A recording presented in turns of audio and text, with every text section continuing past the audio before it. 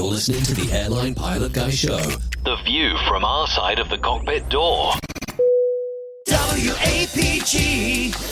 It's the Airline Pilot Guy. Airline Pilot Guy, episode 716. Yeah, he's up in the sky. It's the Airline Pilot Guy. Hello, you're listening to the Airline Pilot Guy Show. The view from our side of the cockpit door, with your host, Captain Jeff, broadcasting live from EAA AirVenture 2026. Today's show is recorded the week of July 20th, 2026. Yeah, he's up in the sky. It's the Airline Pilot Guy. Picture light and he's flying by. With the Airline Pilot Guy. In today's show, an airline passenger is partially sucked out a window at 15,000 feet. A British Airways crew reportedly got drunk at their layover hotel, forcing the cancellation of their next flight. Also ahead, more news and your feedback. So get all settled in. Tray tables and seat backs in the upright and locked positions. Electronic devices powered on. I'm Radio Roger, and Flight 716 is ready for pushback. Thank you, Radio Roger Stern. He's an award-winning TV and radio reporter, currently at the number one all-news station in the nation, 1010 Winds, on 92.3 FM in New York City. Welcome to the Airline Pilot Guy Show. It's an aviation podcast covering the latest in aviation news and answering your great feedback. I'm Captain Jeff, former U.S. Air Force pilot and retired Delta Airlines captain.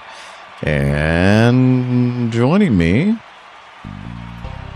from the not from the north woods of the Arctic suburb. I didn't do that. Joining me here live on location in Oshkosh, Wisconsin at EAA AirVenture is a man who is a race car driver, self-taught chef, commercial multi-engine instrument rated pilot with an interest in anything with enough horsepower to kill him. AJ Schramm, a.k.a. Lord Alpha Juliet. Jeff, I'm really glad to be here. That was one of the smoothest intros that I think it was the smoothest I've ever done. It was great. I loved it. Pretty proud of myself. Okay. I'm just going to keep that music going because it's easier for me. And also joining us here in Oshkosh, Wisconsin from is a current first officer on the Airbus A320 family at a major U.S. air carrier. The best one, Acme. Indeed. Volunteer flight instructor and here. Oh my God. AJ, are you changing it? Yep, he is. Hello. Yeah. That was the one I pressed. Sure. Yeah, I'm sure you didn't do something wrong.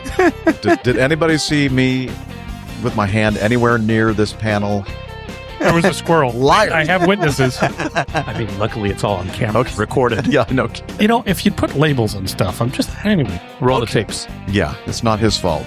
We can cut all of that out in post anyway. I'm not cutting this out in post. It's going to all stay there. Okay. It's going to be wrong. I didn't enjoy it as much as I thought I would. Okay, so volunteer flight instructor and cheeky pilot with the Civil Air Patrol. It's I see. RJ. I see. You're just reading off a teleprompter, clearly. Yeah, just like Ron Burgundy. Yeah, Ron Burgundy. Yeah. I see. Whatever Put that question mark in there. Hello, San Diego. Ron Burgundy? Hello, RJ. Hello, everyone. Very nice to be here. Nice to meet everyone, finally. It's been a great week thus far, and I'm looking forward to to hear what everyone's been up to today.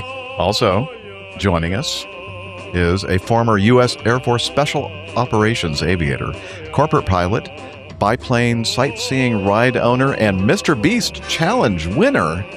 It's Armando. Hello. It's great to see you. We have several celebrities on our show every once in a while. There's all kinds of celebrities right out there. Hello, everybody at Sun and Fun of the North, EAA. That's it? Okay. I think that's supposed to be the other way around. Yeah.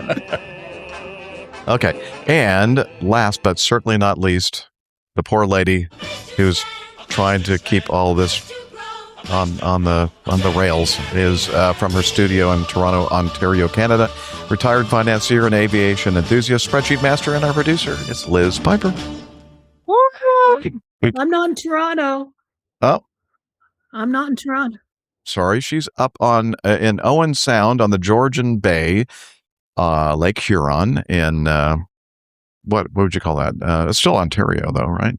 Yeah, it's still Ontario. Yeah. Yeah. But it's too bad you all can't see her here in the live audience. But it's a beautiful background she has. I remember that cottage well. It's beautiful. So You'll be there if you I will be there next week. And Liz is looking beautiful also. She is, as always. Indeed.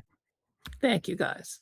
Okay. So normally Liz is in the background talking to us in the back channel and saying really nasty things about the audience. But since she can't do that on this special show, she's going to have to, You behave get to herself. hear what she has to say about you. You will hear. Yes. So thank you, And Liz, us. That's for being probably there. more fun. Yeah. Let's do some news. You want to do some news? Okay. Not really, but No, not really. Okay, here we go.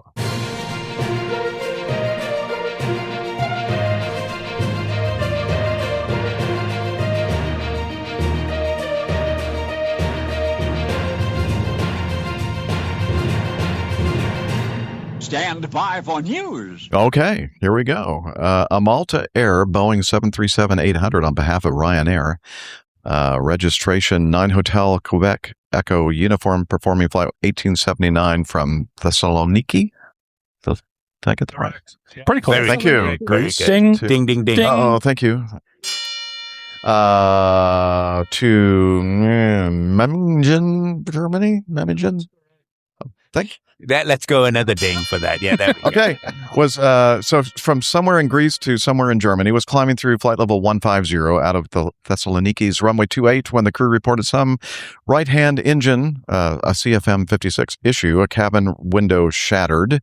The passenger sitting adjacent to the window, that means like next to it, became stuck in the window, opening with the head out of the window. Okay, let me read this again. The passenger sitting adjacent to the window became stuck in the window opening with the head out of the window. It's a weird sentence. His head. His head. Well, it doesn't say that. It says, But it was the his head. I know, it was his head. That would have been a better sentence. The oxygen masks were released. The passenger was pulled inside. The aircraft descended to below flight level 100, returned to Thessaloniki, burned off fuel, and landed safely back on Thessaloniki's runway 10 about 75 minutes after departure. That's about 1 hour and 15 minutes. The most affected Approximately. passenger, I just wanted to prove that I could do a little math. Public math is never a good I idea. know. I risked, a lot by trying that. The most affected passenger was taken to a hospital, which I assume is the guy that got sucked out the window. Probably the most affected passenger. Who writes in that this stuff? situation. Okay. Someone got paid to write this. So I know. I read through. Someone got paid to edit it. Too. I'm fairly certain this was translated from Greek to German to English back to Greek and then one more time through. So it's all Greek to you. It's Pretty much. With a little bit of German. Yeah. Oh, okay. There we go. Have you ever tried to speak Greek with a German accent? It's very complicated. Okay. So this is all this article says. So exactly what happened, we're not sure because it's not here in this article. I don't know. Does anybody know?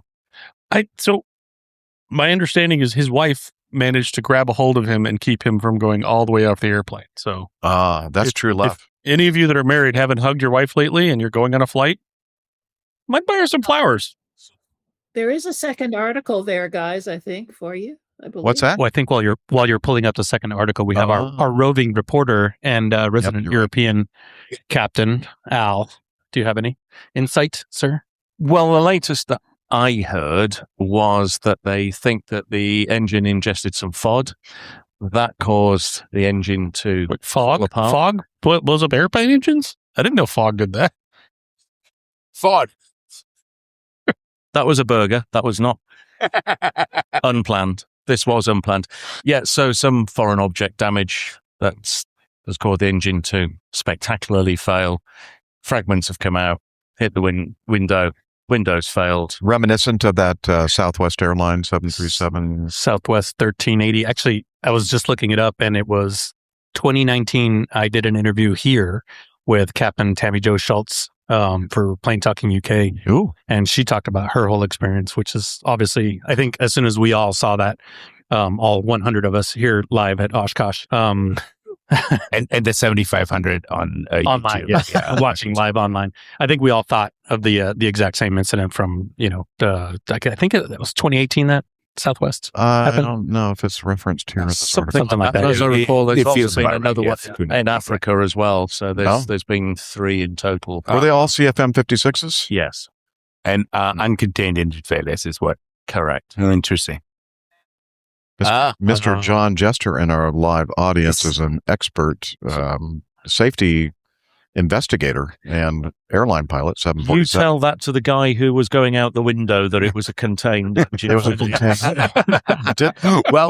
It wasn't well contained. It's contained. Don't worry about Partially it. contained. Yeah. So our legal department, if you didn't hear it on the live show, our legal department said technically it's a contained engine failure because it did not pierce the containment of the engine. The fan blade flew out the front of the engine. I suspect they're all Thank you, legal, for that interpretation. Wait a minute. There's a picture that I'm sharing that has a hole in the side of the engine cowling. That sure doesn't look like the front. Yeah, that's the. Yeah. It's toward the front. I'm not a doctor, but that's definitely the side. Yeah. Your Honor, point of order. I believe there are also Exhibit some B. uncontained bowel movements as well. Oh my! Yeah, that's something entirely different. Usually the person that got sucked out the window. Is this a point where we say to legal, you can't handle the truth? Okay, time for us to move on to the next article. I'm thinking, Yeah. because I want to move on to the best part of what we're doing. Yeah. So let's just knock Got this plain out tales? quickly. Huh? Do we have a plain tales? Ow, that hurts. But he's right. Okay. I wish we did. Oh.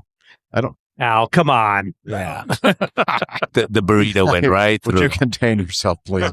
Yeah. Speaking of uncontained. Yeah. So I don't know if you're hearing this on the recording or not, or on the video, but we are in the midst of the air show, the demonstration here at Oshkosh, EAA AirVenture 2026, and I think they're about to wrap this whole thing up. That's usually what that means when you hear those big giant explosions, right? Yeah. Either that or Or it's Captain Al's second packet of cheese curds. Third. It's the garlic ones. yeah. Anyway, we're trying to do this before the night show begins in a couple of hours, so that should work out. Anyway, let's talk about let's talk about this from simpleflying.com. This is for simple minds. British Airways cancels Barbados flight after crew allegedly got too drunk to fly. I wonder what that's like. Yeah, flight. Yeah. Wouldn't know. A flight scheduled to operate from Barbados back to the UK on Sunday had to be canceled because a few members of the crew meant to operate that flight were allegedly getting drunk at the all-inclusive hotel where they were having their layover. This allegedly led to some members of the crew being unfit to operate the flight, with aviation maintaining strict regulations when it comes to alcohol consumption by crew members. The decision to cancel an entire flight would have been based on passenger and flight safety along with regulatory compliance. The airline has stated that this incident is being investigated. So it was BA Flight 254, regularly scheduled service from Bridgetown International in Barbados to Heathrow. Yeah, so let's see. Some of the members got drunk at the bar hours before the scheduled departure, and that a female crew member was vomiting. Thank you for that information. While a male crew member had even collapsed. Reports further indicate that the actions of the crew members were filmed by other guests staying at the resort, and that a crew member even identified themselves as working for the airline. Ooh, brilliant! Sounds like a great night to me. Of course, this just happened to be the night that there was another airline crew staying there, and they swapped uniforms. Yeah. You never. So This would have never happened on a Virgin flight, I think, I think Captain Nick would agree. yeah, I think so. Yeah. And the rule of thumb is 15-minute mark. okay. Thank you. Did you hear Liz there say the 15-minute mark? Welcome to our lives. That's what we normally hear, and you don't. Yeah. You get to hear her telling us these nuggets of information, which are very helpful for us. Is that? Can you hear that, Liz? All that. Yeah, but it's fine. It's just sort of as Neil says, like a little mosquito in the background. Okay. Well, Gotcha. maybe don't tell that to that pilot, though. Okay. Anyway, He feels very important right now. so the rule of thumb for me was like when you're at the bar drinking and somebody asks you like what airline you fly for, you never choose the actual airline you fly for. And that's Southwest usually was the go-to. I usually say Pan Am. Pan Am. Pan Am, yeah. And Eastern most choice. Yeah, most people don't ask twice. They go, "Oh, okay." You know why I always chose Southwest? Why is Because that? they always get the best discount. They do. That's a good point. That is a good point. You Well, see, it's 'cause you're they get there thinking first. more than I am. They taxi faster than everyone else. They get there first. Yeah, but at the bar, they get there the fastest as well. That's what I'm saying. Okay, I see. I see what you're saying. Well, Anyway. as a fellow military aviator, I'm sure we never did this as Oh no, when we're we never drank at all. no. I have a good friend of mine, Armando Carrion, that has a very similar story to this one. Is that with an apostrophe? From Buenos Aires. Is that with an apostrophe? Larmando. Larmando. Is French in the U.S. Air Force. And it might have taken place in Buenos Aires, or Aires Buenos. Maybe. In You some, have a lot of Tell us more about this. the names have been changed to protect the identity of the innocent. And good. Liz, now's a good time to say next story.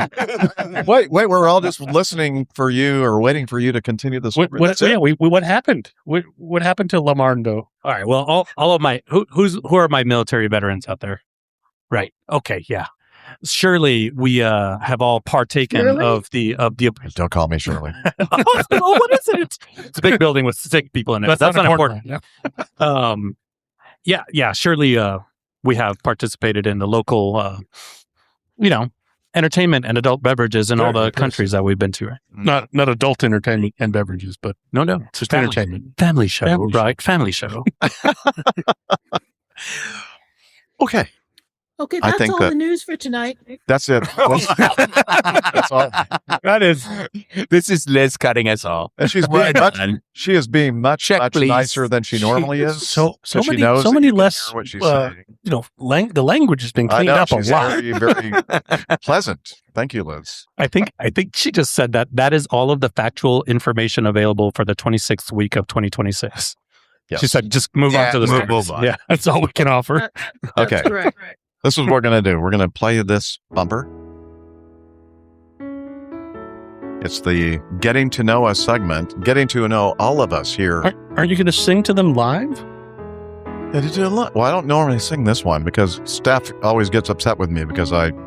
But she's not here. You have freedom. You can sing. Too late. It's over now. So that's the part of the show where we get to hear what everybody's been up to, including our live audience here. Woohoo! Yeah. Okay. That's the real reason why we're here recording a show, right? It's to kind of share our experiences here at Oshkosh at EAA AirVenture 2026. So, we arrived. Well, I arrived on Saturday. I don't know. I think, Armando, you just arrived Friday. today. Literally just drove in. Did you get in Saturday or Friday? No, Friday. Friday. Saturday. No, it was Saturday. I was in Random Lake, Wisconsin, not too far from here. Just a random lake on Friday. Yeah, and I arrived on Saturday. But anyway, we've been having a blast. We always do. Oshkosh is such a fun time. It's really hard not to have fun. I know. But you get to we keep in touch with each other throughout the year through, social media and doing the show and all that kind of stuff. But when you get to actually be with the people in real life, IRL, I think that's what the kids say. It's Look at you. Wow. Wow. Don't let the hair fool you. You know. There was a lot of Google search that happened last night. That's the only acronym I know. So, anyway, so I've been having a blast being with my friends. And anybody else like to share what they've been doing here in the crew? And then we are going to share our microphone. if you can pry it out of Al's grip. Yes. I'll echo what you're saying. Like my visit to Oshkosh, I'll keep it quick. I am literally on my way to recurrent training, so I'm only here for 2 days. Everybody should experience Oshkosh. I think everybody that loves airplanes should come here once in their lifetime. However, I'm not even here for the airplanes. I just came for 2 days just to see people and talk to everybody and catch up. This is the one place that we all catch up for the year. And then I literally fly out Saturday morning. I think it's just like we said on the show with Dick Napinski, the director of communications. He said, you come the first time for the airplanes, and every other year for the next 3 decades is for the people. Yeah. And there's people that I know from all over the world that I only get to see at Oshkosh, and it's exactly that. RJ. And then there's RJ. Yeah. He keeps trying to find me in Atlanta. So I came in here. My wife and I came in here on Saturday morning. We rented an RV out of Chicago, and we came in on Friday. We've been here since. It's Wednesday evening right now, and we'll drive out tomorrow morning, bright and early. But it's been a great 3 days here at the show. Seen a lot of people. Seen a lot of friends who I rarely see the rest of the year, but then I see every year at Oshkosh, and I'm happy. And it feels like no time has passed. And you think about it, and it's like, oh, the last time I saw you was last year. It's amazing, but we catch up like it was yesterday that we saw each other, and so it's nice. It's very, very nice coming here. And by the way, there are airplanes. Exactly. Added bonus. It's like having a little reunion with your best friends every year, and you're surrounded by airplanes and beautiful flight demonstrations and all this kind of stuff. Jeff, Yes. before you go to the audience, Neil has a question for Armando in the chat room. Oh, okay. Well, let's take a look at the question. Question for Armando on the chat room. Armando in the chat room. Oh, Okay. from Neil Neil Lanhorn. Haven't seen PTUK for ages. What's happened with Armando's jet? Oh, Why don't you explain why he has this question? Start at the beginning. Let's start This from the story. beginning. All right. Well, here's the rest of the episode. I mean, I know you're not tired of telling this story. So my name is Armando. I'm a Cancer. I grew up in Puerto Rico. Okay, wait, San Juan. Not that much. Oh, You don't have to go that far. Fast forward. Yeah. All right, we'll 10 speed it up. I was just actually talking to Alan. Shout out to Alan, who's camping in a beach jet, an actual beach jet behind us. I was just telling him that I have had a 30 years something flying career. And somehow that's been all relegated to a 30-minute YouTube video. And everybody's like, oh, tell me about that thing. I was like, I used to fly Ospreys. And they're like, yeah, cool. Tell me about YouTube. Tell me about Mr. Beast. Yeah. Is he nice? Yeah, that's actually the number one question I get is he nice? Yes, he's nice. We'll do a different episode with the full story. But okay. For all you av geeks out there, it is incredibly expensive to operate a private jet. And so I won a private jet, the same one that I operate for. Thank you. The same one that I fly for work, and I know the budget. And our budget for a Hawker 800 is $1.6 million per year. That's not a small figure for me as a normal person. So I immediately sold. Can you count that high? No. I mean, there's an app for everything, so it's whatever. You don't even have to take off your shoes. Is that app with all the numbers on it and like the cross and two lines? Calculator. Yeah. So I sold it. I sold the jet and bought my dream airplane, which is a Waco. So I come from an aviation family. My dad and my brother flew jets, and I always said that I was going to be low and slow and flying radial engines. So the jet that I fly for work pays the bills, but my actual love of flying comes from every morning at dawn or dusk, 80 miles per hour and 1,000 feet above the ground and open cockpit biplane. So I can't wait to get a ride in your. I know we've tried to make it work a couple times, but Me too. I'd like to get. Let's do it. Too. Yeah, Ben got it. Yeah. So that's it, Neil. Sold the jet, got the money, invested all the money. Didn't change a thing in my life. Excellent. Well, you did change something. You got your dream airplane. Well, that's true. Yeah. That is a big change. I would call that a significant. Yeah, that's a big plus. Yeah. I've actually seen this airplane, and it is gorgeous. Yeah, she's pretty. I was possibly physically restrained because of some of the saliva that was getting on the airplane. Just drool No like it. touching. No comment. Saliva. Okay. Let me tell you, his saliva is all over everything. It's not pretty. Well, I think AJ's like a Labrador over this. Yeah, pretty much. Yeah. So I guess is it my turn? Am I? Sure. Are you? I don't want. Oh no, yeah. I know Armando I'm just always here has- for the ride. Jeff, do you have the your finger on the mute button? Yes. Okay. I'm Is he ready. going to hit the right mute button? Say something. Something. Okay, you're not. I can play your silly mental game. So flew in with several very, very good friends. Got to bring the 206 down and load it out, which was really, really fun. An airplane, for some reason, that airplane actually flies better at gross weight. It just feels smoother and just somehow better. It's when you fly that airplane light, it doesn't feel happy. And you load the thing down and it's just like, yep, we're cruising. A little bit of weather, bumped through some clouds and stuff, which was good. One of my co-pilots got to have some good IMC experience. He's working on his instrument rating, so great chance for him to do that. Thank you. Beer delivery service here at Oshkosh is fantastic. Yeah, so flew in on Saturday, managed to breeze right in through the arrival, and I've got a great picture. I'll have to share it with you, Liz, so you can put it in the show notes. But it seemed like the seas parted somehow. So we have our line from Janesville, Wisconsin, and our line is going up to Green Lake, and on both sides there's 50 airplanes all headed for Green Lake, but our path there is 0 airplanes. It's like somebody just said, "Oh, he's coming! Get out of the way!" I guess they did read the NOTAM. Well, somebody had to. Wasn't me, but yeah, there was some guy waving at me when I was trying to land, but other than that, it worked out really, really well.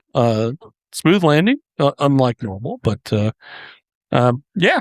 What is it like? So I've been sitting at home actually working, and I had the that sounds terrible. I know, but I had the ATC, the Flight Radar 24 feed, as well as Oshkosh, or not Oshkosh, EAA has a live feed on their website. So like eaa.org/live, and you can watch everything that we're doing here and Warbirds and stuff. So what is it actually like to fly into Oshkosh? So flying into Oshkosh is really not that difficult if you read the instructions. It is very clearly laid out. They do a fantastic job of giving you every step of the process. And where it gets complicated, all these videos you watch about how horrible or crazy or scary or all these things about it is to fly into Oshkosh is because of the one person who can't be bothered to read the instructions. That's really what it comes down to. I've been doing this for several years now, and I've always had a great experience. The controllers are fantastic. Huge shout out to the FIS controllers, all of the FAA. All of those guys volunteer. They actually apply to get up here, and there's a selection process. So there's people that wanted to come that didn't make the cut. So huge shout out to them. They're fantastic. I actually got I stopped him in mid-sentence with my wing rock because I started rocking and he goes, good. Whoa. All right. Great rock. So what it's for those who aren't familiar with what you're talking about? What? Oh, I'm sorry. Yeah. So on the arrival, just the super quick version. So you get to a couple of visual points. You're not flying to a fix like you would normally. We have these points in space that are delineated by GPS coordinates or intersections of VOR frequencies that give us a direction. You're flying to a physical point. So you find this lake called Green Lake. You actually see it out the window. You fly down the shoreline. Then you fly from there to Ripon, which is a town. Then you following a railroad track. So you actually put yourself over the railroad track. And sometimes one of the problems, a big problem is guys will just put in these points on their GPS and they try to straight line it like they've done. That's all they know how to do is fly the magenta line. And it's not. The railroad track, believe it or not, it has turns. It's weird concept for railroads. Yeah, I heard that on the ATC feed quite a bit. Don't follow the GPS, follow the railroad track. I need you right over the top of the railroad tracks, not to the left, not to the right. And so being on your spot, being very precise, and they're staring at you. They're literally watching you the whole way down, so they can see when you do it wrong. And they will call you out. Absolutely, which is great. Keeps everybody kind of in line. You get to Fisk the whole time during this arrival. Half an hour, Mark. Half an hour. Thanks, Liz. I.e., shut up. That's our producer in the background. Cool You don't story, hear- bro. She just Anyways, Thank you, Liz. Hey, Jay, can I ask you a quick question? not till I'm done with my story now. No, but it's relevant for now, so I'm going to Okay, go ahead fine, anyway. Go ahead. So, with the advent of GPS and GPS waypoints, and I've been listening as well, and not a moment goes by where the controllers are saying, don't follow your GPS, follow the railroad track. I want you over the railroad track.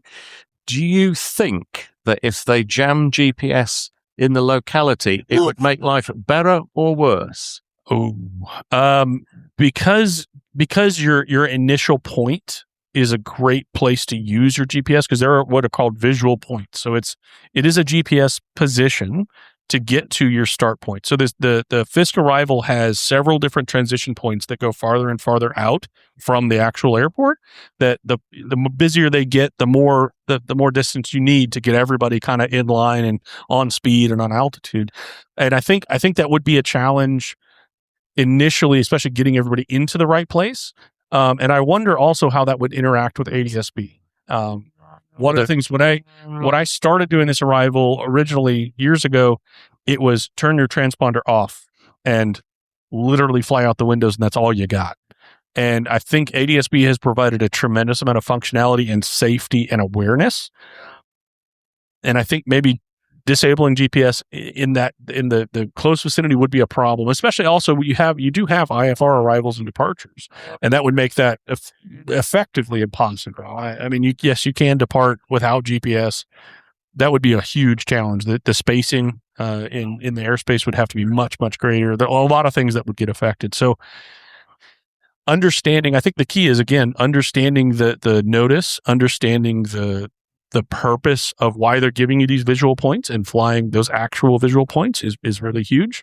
I like the thought of getting rid of the reliance on the technology, kind of not using it as a crutch, but using it as a tool where appropriate is huge. Yeah, part of my question and the thought process was, if people are looking at a screen, they're not looking outside for the other aircraft. Correct. So yeah, that's kind of the point of and it's pretty clearly expressed in the notice in the documents that they provide for you is, yeah, GPS to the start point, and after that, your whole life is out the window. That's why I highly encourage anybody who's planning on doing the arrival, even if you've done it 2, 3, 4 times, have another person.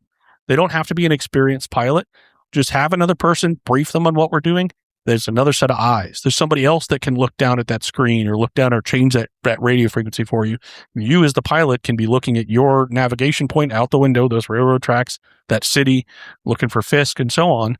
And you have that extra set of hands, that extra person who can pull out the parking sign for you. And, what was the frequency for Fisk? Oh, you don't have to dig down into your flight bag and try to find that paper, because I've never actually done that ever. So absolutely. No, that's a great point. And that brought up another good point. So yeah.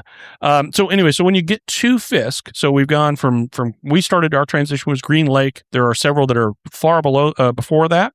We'll hear tomorrow from one of our good friends, Mr. Ben Singer, about his tour of northern Wisconsin, the full tour. in an oval shape, right? It was a bit oblong. Yeah, but generally. Yeah, generally, yeah. So you get to Fisk, you've succeeded. They tell you you don't talk on the radio. Most airports, you call up and say, "Hey, I'm here. I'd like to land." You're having a conversation. And when you come into Oshkosh, there are so many airplanes that you cannot have that conversation. They don't have, there's not enough time on the frequency for everybody to be able to respond and ask a question and talk back. And you don't have that. There's no way to do that. So what they do is they call you out by your plane configuration, shape, type, color. What do your lights look like? They'll pick out identifying features. So another key thing is when you're flying into Oshkosh is know what your airplane looks like from the outside. Are my landing lights on the wing or on the nose? Know if you're flying a red-tailed Skyhawk instead of a 206. Apparently those are the same thing. Inside joke. So Sudden fun. when you're flying a big 6-seat airplane and they keep going, "Man, red-tailed Skyhawk, we really need you to turn base right now. Red-tailed Skyhawk, go ahead and turn that base for me." And we're Who going, are they talking to? "Where is this guy?" We're looking out the window. Where is this guy? Oh, hey, we've got a red tail. Do you think they're talking to us? Anyway, long story. So when you get to Fisk, they call you out. They pick out your airplane. They say, "High wind with the flashing lights in the nose. Rock your wings." you rock your wings to acknowledge the fact that you heard them. That's your response. You don't say anything on the radio, and then they'll give you a direction. Here at Oshkosh is great. We have so many surfaces to land on. You got 2 north-south runways, and you got the east-west runway, so they can really, really get a lot of airplanes in a very short space of time. It's incredibly efficient, and they'll tell you which way you're going to go.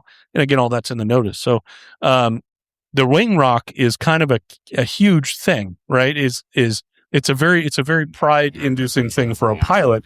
If you get a good rock, man, that makes you feel good. If you get something above a good rock, that is pro level, right? So my goal is always to try to get the controller to stutter and get confused at what's happening. Limited to 60 degrees, of course. 60 degrees of bank, absolutely. Never more than never. No aerobatic maneuvers whatsoever. No, that would be against the category of the airplane. We would never break the regulations. So, very key. Yes, very important. But we always enjoy, and Jeff's gotten to experience the wing rock. Actually, what, five in a row? So, as the pilot in command, it's actually kind of fun when you get put in the hold. At least for Sun and Fun's a little bit shorter. So you get to do the wing rock like 5 times in a row. And every time they're going, oh, great rock. Oh, good rock. Whatever. So, Oshkosh, if you do it right, you only get that one time. So you got 1 shot. So Ben would you get 3? 3 shots? 4 shots?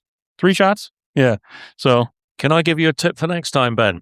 On the underneath of your aircraft, underneath the wing, just put I heart ATC and you'll get straight in. Oh, yeah. perfect plan. Smart. Wow. Brilliant. Wow.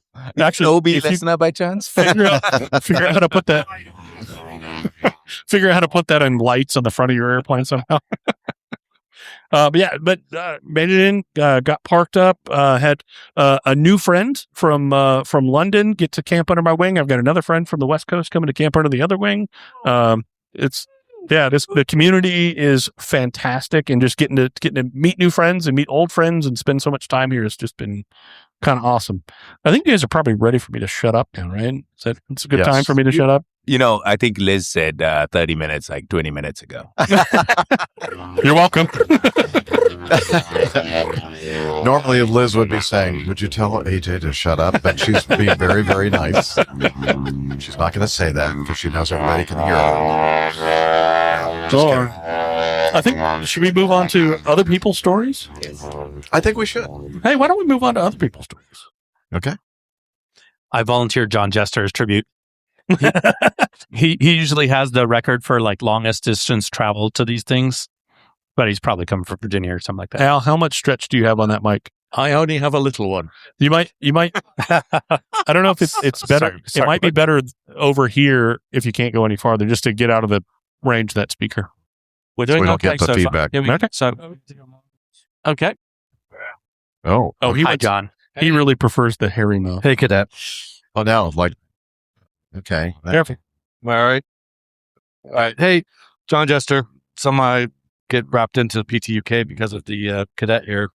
So, anyways, mine sort of started in the Netherlands. I did a small side trip to a small island in the eastern shore of Virginia for my mom's 80th birthday. Picked up my uncle there, and we started trucking towards Baltimore.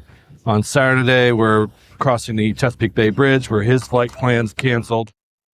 Then I got to mine, and they had all delayed to like 3 hours. So instead of arriving here Saturday night, we got here Sunday morning, split by many hours. So multiple trips from our friend to pick us up at the airport. And I'm lucking out. I'm staying in a nice big RV over here. So excited to be here for only a second time. First time I got here was only for a day. So I actually get to see stuff and get to see Armando and others, and really happy. So that's I think that makes us the others. Yes, That makes you the others. It's mostly you. It's always great to come here to the show and hear Armando and others on APG. Wait a minute. Do you hear the Is there someone in your shower? Come here. Look at this guy. Hey, can you tell us about Slack? No. Hey. It's hello. Is it time for Slack? No, No, not okay. really. But You get to it later. yeah. You need to put your bathrobe on. I know. I'm far too clothed. Yes, you are. And you're Much far too too many dry than you normally are. It is cold. Yeah. It is cold out here. Yeah. Awesome. Thanks, John. Yeah, so this is Christoph Malzer from the Vienna Aviation Society from Austria. Oh, all right. Oh, Austria. Having arrived in Minneapolis on Friday on a Discover, I listened to the most recent episode of your podcast, figuring out you'll be here. So I thought, well, let's give it a chance. Yeah. Ta-da! Very glad to have you. Well, very nice. Well, tell us more about you. Yeah, where do you fly in Austria? What do you fly?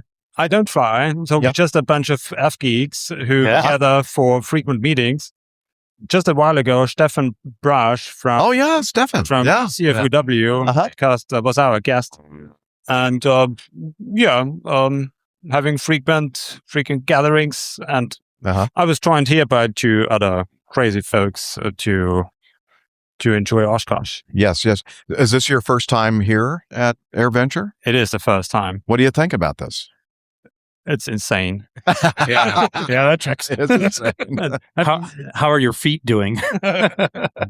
Well, counting 16,000 steps today, which isn't too bad. That's a light day. You got a ways to go. It'll be a lot more by the end of the day. Yeah. I'll tell you something. A cool story. I've flown a lot of airplanes in a lot of different places and a lot of different countries and continents. And I have said this on many podcast episodes. One of the top 3 flights I've ever had was in a Beach Musketeer from Stans, Switzerland to Innsbruck, and just like it was just a friend of a friend, and we were there at the Pilatus factory, and he's like, "No, I got a Musketeer, let's go fly." I've never in my life seen anything more like beautiful and ethereal and raw flying than flying a single engine through the Alps between Switzerland and Austria. And like that was literally that's the whole time. And that was me singing with the mic pressed. Nice. I love flying in Austria and Switzerland. Some of my coolest flights are out there. So thank you. Amazing. Yeah. Thank you. So great to have you here, and thanks. That's super coming cool. for the. Somebody very much. Somebody get him a light Wisconsin lager. Yes, immediately. Somebody needs some to water. give him some coming up prize. Yes. Don't they make Miller here? Hi, everyone. Henry from Massachusetts. Henry, yeah. Yes. He sent us feedback several times. In the past. Hey, Henry. Yes. My friend Bill came in from Arizona on the 3rd of July, because here, if you're on site in Camp Scholler, you pay from the day you made the reservation. True story. So it's thousands and thousands of dollars, and he figured, why be in Arizona in the summertime? So he came here, and I flew in on the 8th. So I've been living here when there were very few people, and it's become a huge city. Oh, you've been here for a while. But some of the most amazing things, the airplanes are great, but the speakers and the seminars I sat in where 4 or 5 astronauts spoke to us in the theater in the woods last night, who are all on the space station and flew in the shuttle. And it's just, there's nowhere where you can experience this and experience the warbirds and all the crazy stuff. So it's wonderful. And it's the best part. I mean, let's not fool around. It's to be here for this show. Absolutely. Give that man a beer. Immediately. Another light American lager. And I brought snacks that are compliments of the Aviators Club. Oh, thank you. Don't tell. We won't tell them. No, that's a huge point, that it is so awesome at this place, at this event, that anything that you want to know about airplanes that you would try to find a YouTube video about and deep dive into, the person who did that YouTube video is likely here, and you can talk to them. Like it's the most interactive you could get in deep dive into aviation. It's pretty cool. It does get a little lost that this is put on by the Experimental Aircraft Association, and that you can actually go, try your hand at covering a wing rib, or doing fabric, or doing riveting, or doing welding. The welding clinics are awesome. Yeah, electrical. I mean, you can literally they haven't burned down in like at least a couple days. I have realized I am not good at welding. I have tried every year. Was that the fire I saw on Tuesday? That was not it, yeah. Guys, 15 minutes left. 15 minutes left. That's what you think. You said about to be Liz. Challenge accepted. She's saying, like, shut up, Jeff. That's awesome. Thanks, Henry. Time to end the show. No, we have 15 minutes at least remaining on part 1. We could go back to the 3-hour more format. We could. Yeah. It's a special event. Yeah, it is. Yeah. Who else wants to say? Yeah. Oh, Brian wants to say something. Brian Coleman. He is a podcaster himself. Extraordinaire. Tell us about your podcast, sir. Okay, so for those that I'll try this one more time because I'm a professional. We don't edit on the APG, by the way. No, Yeah. everything you say. All of this is what you got. I know, that's what I do. So I am a former co-host, associate producer of Airplane Geeks. Our main man, Micah, and I do The Journey is the Reward, which are, 2 podcasts now. Yeah. Oh, wow. Yeah. And Where's Micah? loser. He's a Yeah. quitter. So I tell Captain Jeff every time I see him that he is just so great at creating community. And clearly this is true because we're all here because of you and the community that you created. I'm not sure. You're supposed to pay him after, Jeff. You're supposed to pay him Inflation. after. Also inflation. You better double that. Jeff is the 21st century. His credit card. Yeah. Cash, Venmo, cashless. Zelle, whatever. Venmo. We got it. Yeah. Tap to pay.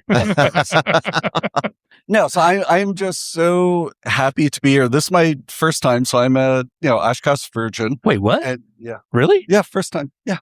That's hard to believe, actually. Yeah. That is really hard to believe because Yeah. you seem like a seasoned veteran of Yeah. Oshkosh. Yeah. He's been nailing it. Yeah. I mean, on point all the way so far. Yeah, exactly. I would have never known. I would not have thought so.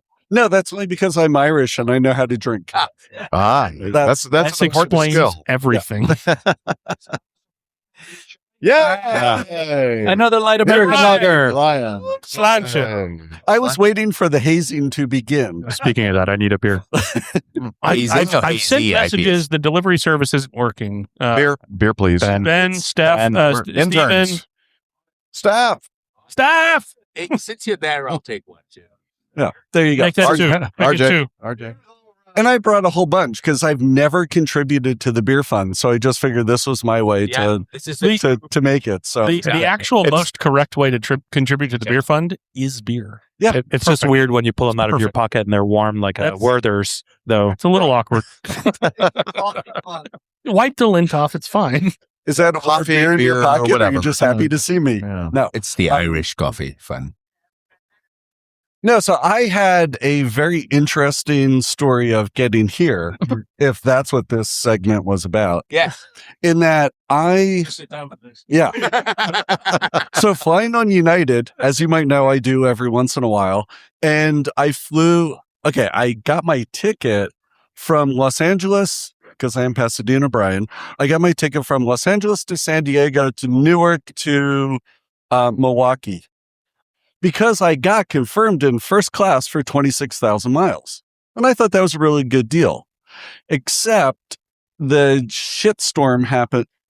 Can I Too say late. that? We'll edit that out. Don't worry about it. Happened in Newark, and therefore I had to overnight in San Diego. And the wonderful people at United said, we'll get you to Oshkosh on Tuesday. Yeah, timing is everything. I know. A little late on that. Sorry. And so, of course, I said, don't you know who I am? And they're like, Excuse me, everybody in the terminal. There's this man here who doesn't know who he is. Does anybody know? Does who anyone he know is? this man? so you have to listen to The Journey is the Reward to find out what actually happened. But I did end up showing here on Sunday very, very late. And it was a hell of an adventure to get here. And I'm just so happy to be here because I get to hang with you guys. And there just happens to be airplanes. Ta-da. Exactly. Yeah. We're glad to have you, Brian. Great to have you. Thank you, Brian. Thank you, Brian. Thanks for the beer. Thank you, Brian. Thanks, Brian. And there'll be a orders. YouTube video, won't there? United breaks Brian's heart. We have one of the people who actually helped this particular compound exist. Lord Ryan Kruger. Oh, yes. Lord Ron Kruger. Hello. Hello, everyone. nice. I will go on record. Hold on. Yes. I Yes. to let you know, I'm giving Captain Jeff a 9.4. Oh, this is how it all From starts. 7.7 to This is 9.4. second 9.4. Sorry, Liz. This is a full Sorry, Liz. table. I don't think I can hold them. That's outstanding, and I'm from Wisconsin, so thank you. So I will be on record with taking the shortest flight to Oshkosh. It was 25 minutes. I thought it was like 16. Yeah, 25, I think. Oh, you had to He had to hold one. He had to hold one. It was a long down. He had to do a run up. That too. He had to go all the way out to Fisk. No. He's a smoke flyer. Yeah, I was fortunate to get an IFR into Oshkosh on Sunday before the craziness started. So, for our first timers, welcome to Wisconsin. Thank you. Thank you for joining us. Oshkosh airplanes. How many first timers? We got like 10. We got a lot. Yeah, there's quite a few. It's my 11th first time. What's the question? That's my your 11th first time, RJ? Yeah. Excellent. Every time is the first time. Excellent. The first time is always What the best. else? What else? You have to engage. Well, where is your airplane? Yes.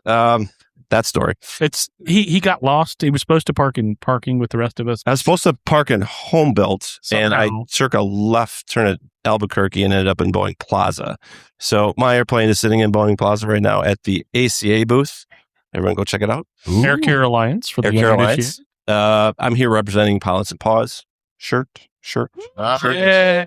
Great organization. What does Pilots and Paws do? Pilots and Paws is a national organization that coordinates flights for animals from rescues, anything from a dog, cat, birds, turtles, beavers.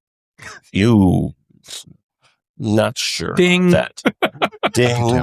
Maybe. Ding. Where's the ding? Uh-oh. Thank you, Jeff. Sorry. Anyway, it's been a great week. Honestly, I told this to my wife, Jackie, over there yesterday. There's a plaque and our dog JD, who's a JD. Everybody loves JD.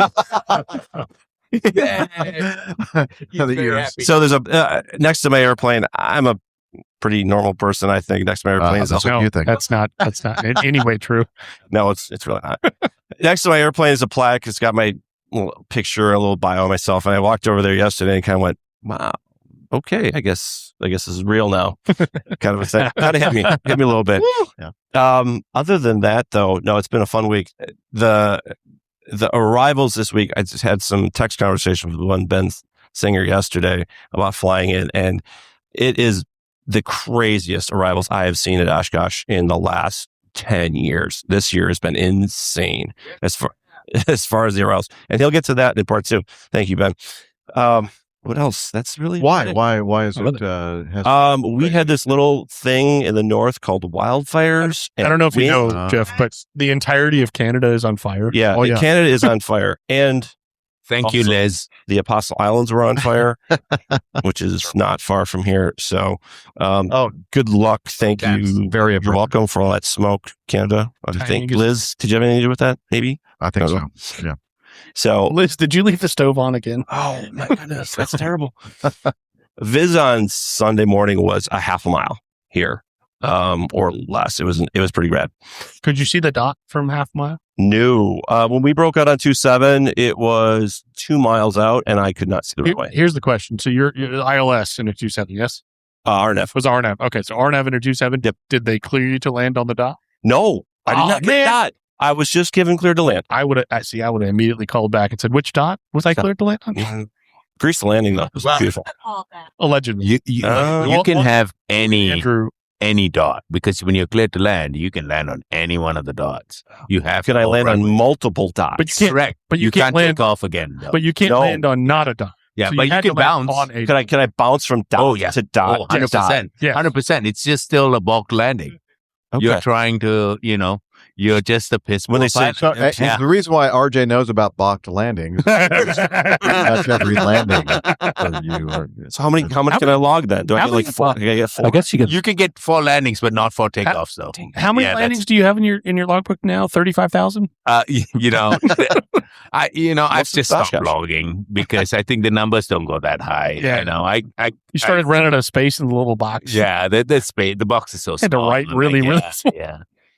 Landings do equal takeoffs. We're going to get Badger Pilot to confirm this alleged creased landing. We'll see. Rumor has it it's actually on video. Well, videos can be edited. I don't know if you know about this new thing. It's AI. It's a whole thing. And deep fake. And we're not real. Well, I don't know if you've realized that yet. Hey, Ryan. Jeff is. I have to say thank you for making this available for us. Oh, yes. Being in this Well, place. this is also the compound. the best campground in EAA. Yeah. For It sure. is. An 1,000%. undisclosed location. And we have plans in the future for like gonna expanding. be- But we're going to expand. Next year Yeah. we need 50 by 100, and I'm actually not kidding. Well, we'll talk later. We'll talk later. We'll talk later. Talk later. We can. That is going to involve a lot of Wisconsin. Yeah, invoice Currency. would be Currency. a fund. That Invoice would be a fund. We paid in Wisconsin currency. I know a guy. Okay. know a guy. Yeah. Awesome. Well, you mentioned the Air Care Alliance, which is an amazing organization, but you said ACA. So John and I both shed a little tear because we both used to work for Atlantic Coast Airlines back in the day. I'm sorry. I'm sorry to Back in trigger the day. you in that way. Little tear. Oh, I'm sorry. You've got the tattoo, right? No, I'm just kidding.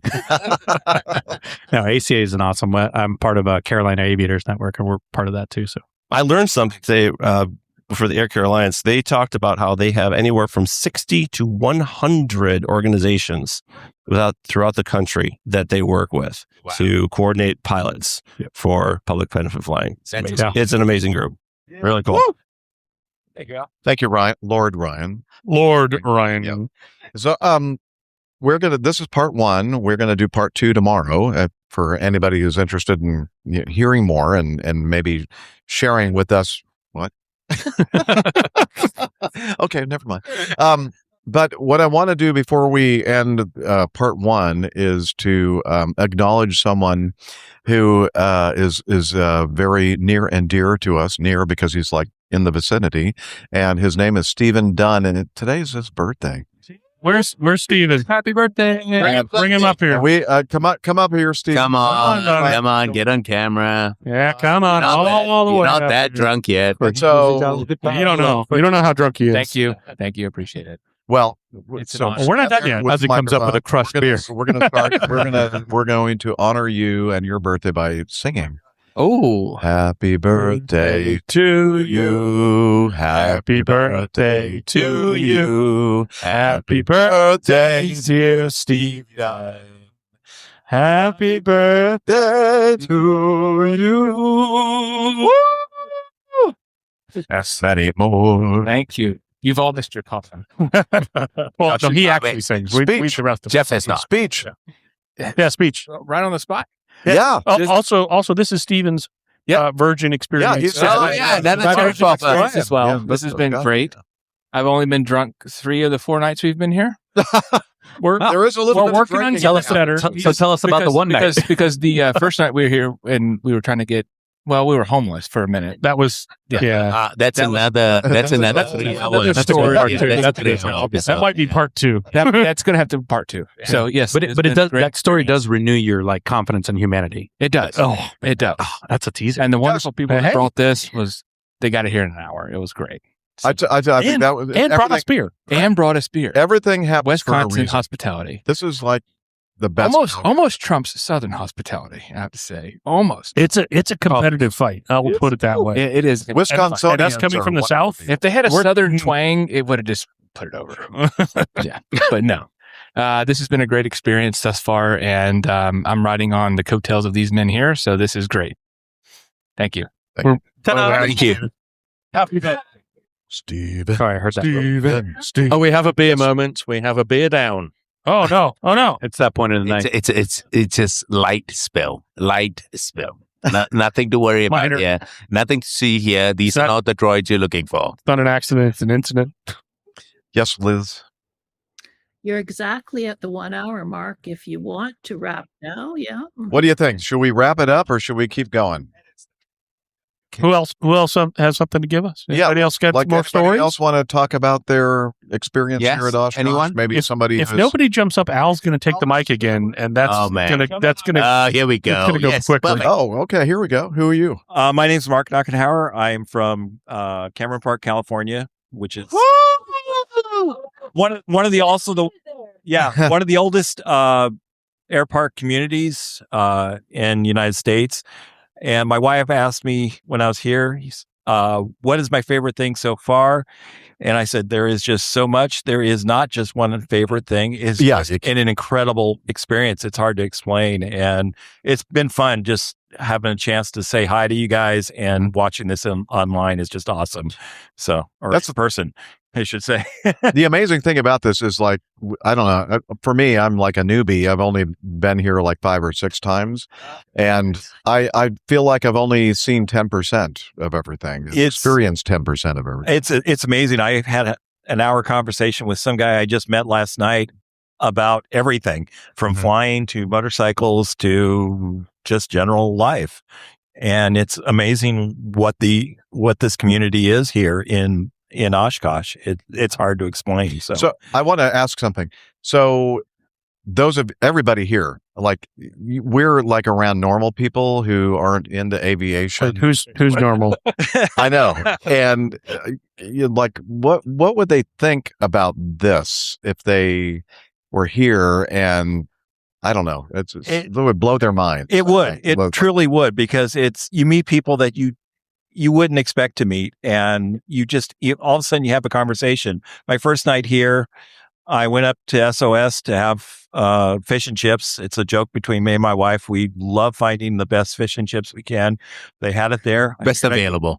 It's great. I actually had better fish and chips as SOS than I did in Seattle last Saturday. Wow. Okay.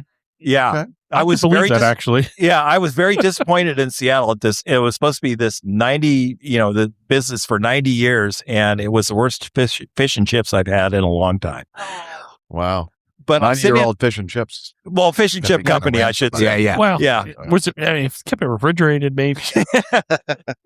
But I'm sitting at the table, and the 4 of us at this table, we just met, and we're discussing mountain flying. I learned to fly in the Sierras. The airport I flew out of was Placerville at almost 3,000 Oh, feet. yeah. Beautiful. Yeah. Oh, yeah. Placerville's a gorgeous airport. It is. And so we were talking about mountain flying and, going up to Tahoe and Truckee. And I actually have property north of Truckee. And so I'm up there in the mountains all the time.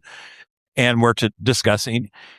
And the lady looks at me and she goes, well, your friend here, how long have you known him? About 30 minutes. Yeah. That's it. That tracks. We go way back. Yeah. So Yeah, it's way back. It's Back to the registration booth. Yeah, I think cool. we actually met on the bus to SOS. Yeah, that's awesome. But it's just an incredible place, and it's so hard to explain to people who wouldn't understand what happens here. Yeah. Yeah. Absolutely. It's impossible to Are fully there- encapsulate it. Are there any non-aviation? And then I get to meet Brian Coleman. Yeah, of course, exactly. Are there any non-aviation people here who have just come along? That's a great question. Yeah. And also, how did you get here? Yeah. Well, spouses, significant others. Anyone else? Yeah. Anyone would like to say something? Wait, actually, before you get into that, Yeah. the thing that I want to say about Oshkosh, the thing that I really noticed, Yeah. is so I grew up in New Jersey, Okay. just south of New York City. Currently live in the Los Angeles area. Rented an RV, and I said, "Okay, what about the keys for the RV?" And they said, "What are you talking about?" They're like planes. They don't have keys. Yeah, it's just you don't lock the place. It's everyone's here, nice and friendly. And why in the world would you care about a key? You don't need to lock And anything. Yeah. That to me is just so incredible. Then they were talking about the charging stations for your phone. Yeah. Right. And it's just You just leave your stuff there. you just it just leave stays there. and it will be there. Yeah, it will. And so I had a bag that was in the media room. 2 days. It was there. No Still one there. touched it. Yeah. That would never happen. I don't think that in the history of Oshkosh anything has been stolen. I'm just shocked Yeah. over that. So Just our hearts. well done. Just our hearts. Yeah, well, Every time you see a for sale sign on an airplane, I know, and then out you here, can't afford it. and you're like, oh, I know. it's like real life controller. It is. Like flipping through Trade a Plane out It here. is. Yes, You're like, it oh, is. that's my Oh, dream airplane. That's it my is. dream airplane. It is. So did someone want to answer the follow-up question? What's that? Oh, No, yeah. the follow- Non-aviators. Oh, Non-aviators. Oh, non-aviators. Any Yeah, non-aviators? anybody Yes, non- please come on in, please. Non-flying Oh, wow. spouse support group. Literally self-identified. Yep, we have whiskey. Which is she's wearing a t-shirt. Are aviators allowed? Okay. Okay, so I am Lord Ryan's wife. Uh-huh. This would Oh, be yeah. mistress, right? I'm not sure what you call it. But yes, this T-shirt is a shout out to Sorry. No worries. Midlife Pilot podcast. Okay. All right. One of their episodes, they were talking about the supportive spouses. Okay. And I do fly with Brian, so non-flying is kind of a misnomer, but non-pilot spouse support group. So Ryan announced he was going to get his private pilot's license after we were married. And being somebody who is afraid of heights, afraid of flying, he doesn't even talk to me during a commercial flight because my hands are sweaty and everything. He says, I'm going to get my license. I'm like, great, thanks. And you're going to fly with me and have adventures. Yeah. Aces. That's great. So, I will take full responsibility for his Pilots and Paws involvement because I was doing dog transports by car. Okay. So from rescue dogs to the individual homes or rescues. So I told him, if you're going to fly, you need to volunteer and do something. Oh, that sounds great. Yeah. So he did. He's like, absolutely. All right. So that's how he got into that. So you're welcome. Oh, yes. Yes. Thank you. Thank you very much. But yes, we were talking about Ben from Midlife. Yep. Just the support. I love to see Ryan in his element with all his friends and that face that he gets when he's just so happy. We joke that he's got a water ski face. Yeah. Okay. So when he water skis, when he first gets up and he starts, doing his moves and everything, he has this big wide smile on his face, and it's just so fun to see. And then when things like this happen, like yesterday when he saw his signage there next to the plane in Boeing Plaza. Yeah. It was just... That's pretty cool. That's amazing. He had to take a moment. Yeah. I thought, wow. Yeah. Yeah. This is so cool. Amazing. This is so fun for you. Yeah. And it's great to see. I love it. Yeah. Aviation affects us all in very different ways. And it's something that, for each one of us, we connect to it in very different ways. And I think it's nice to see it come to fruition, if you will, see it tangible, if you will. But I think, having your support in his journey, I think makes it amazing, makes it even more worthwhile. And JD, of course, This is JD. And JD. You need to visit the plane because there is a collage of pictures in the plane. With JD? With JD. Perfect. And he wears his mutt muffs. Yeah. And he flies with us. And that's amazing. He's our backseat navigator. So. Okay. Mm-hmm. Oh, very nice. Great. Yes. Yes. Thank you. Thank you very much. Much appreciated. Yes. Thank you. Hey, Ryan, you won't be smiling as much when you see the bill for parking in Boeing Plaza, though. They didn't tell him about that. No, they wouldn't. And in a similar vein, I'd also like to thank my wife for not coming. So before we end part one, I don't know if you guys are going to be here for part two, but Tim Van Ram, a very special person and APGer, and he's like with us almost every single episode, even when he is in Tokyo, Japan. Yeah. He is in our live audience, in our live chat room, and he's such a big part of our APG community. And he's here, and he needs to tell us about why he's here, and he has also tell us about this lady here that is very special in his flying history. Thank you, Jeff. Is he the good-looking Van Ram? He is the good-looking Van Ram. Because I can say that because Mark's not here. Correct. Yeah. AJ took off, and I want to reiterate the one point that he made, that coming to Oshkosh becomes more about the people. It really does, more and more. And this is a bit of a love story. Not what you'd expect here. And I want to tell you, Brian Coleman and I have been sleeping together for the last 3 nights. Oh, my gosh. Wait. You know that this is being recorded and it's on YouTube, right? Family show, ladies and gentlemen. Family show. But even more than that, my friend Susan is here, the one person that's got me really going into flying. And she met this gentleman at Cirrus in Napa a few weeks ago. And she thought he looked like Brad Pitt. And she wanted her daughter to meet this guy. So she was a little shy about it, but I wasn't. And he's here with Cirrus. And so I went over and I talked to this lovely man who was beautiful with a ponytail and find out that he lives in the same area as Susan's daughter and he's single and he has a ponytail and he flies a Cirrus. He's got 2,200 hours and he's going to give her a call. So this may just turn out amazing. Yeah. So short and sweet. Sorry, Liz.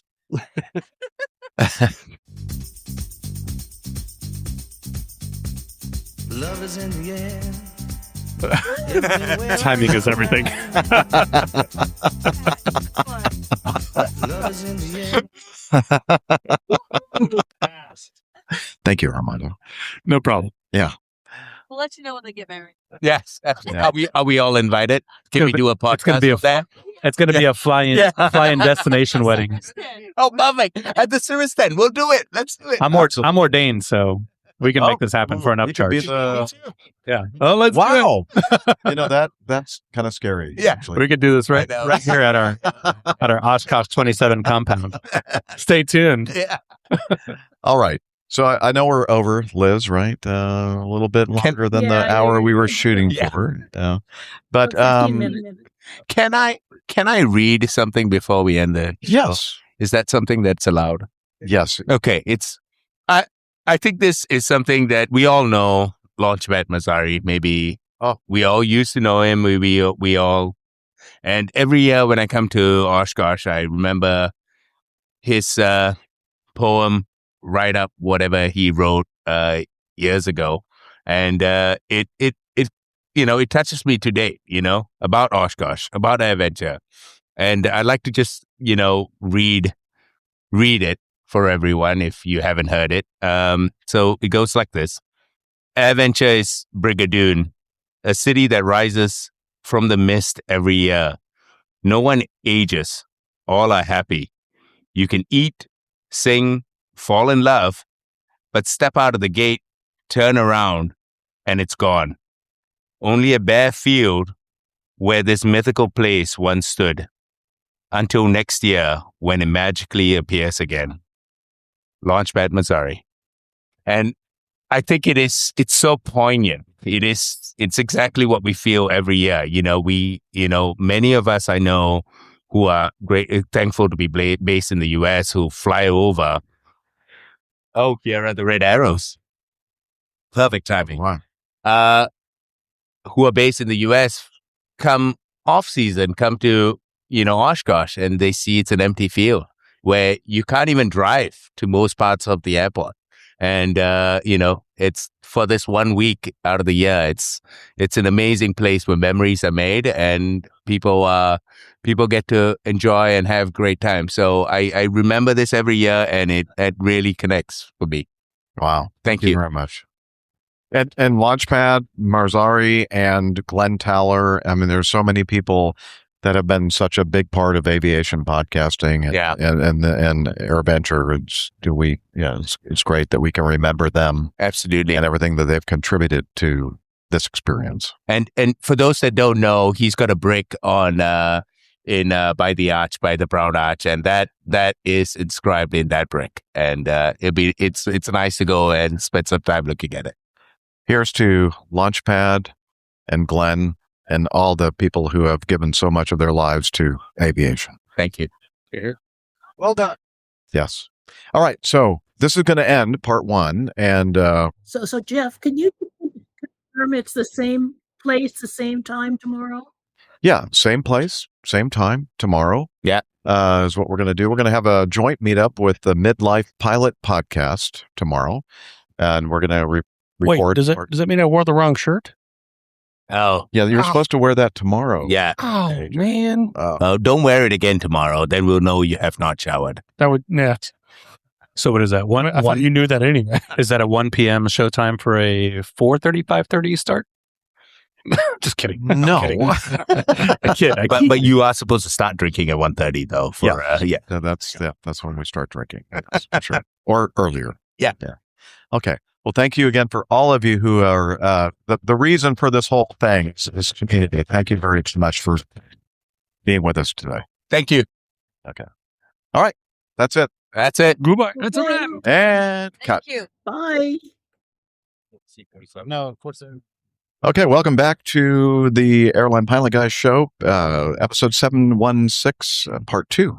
As mentioned in our first part yesterday, we told you that we were going to have this joint meetup with the Midlife Pilot podcast, along with the APGers, and we have kind of a mixed audience here, and I'm sure that many of the folks that listen to the Midlife Pilot podcast also listen to APG and vice versa. So, or is it vice versa? Vice versa. There we go. Thank you.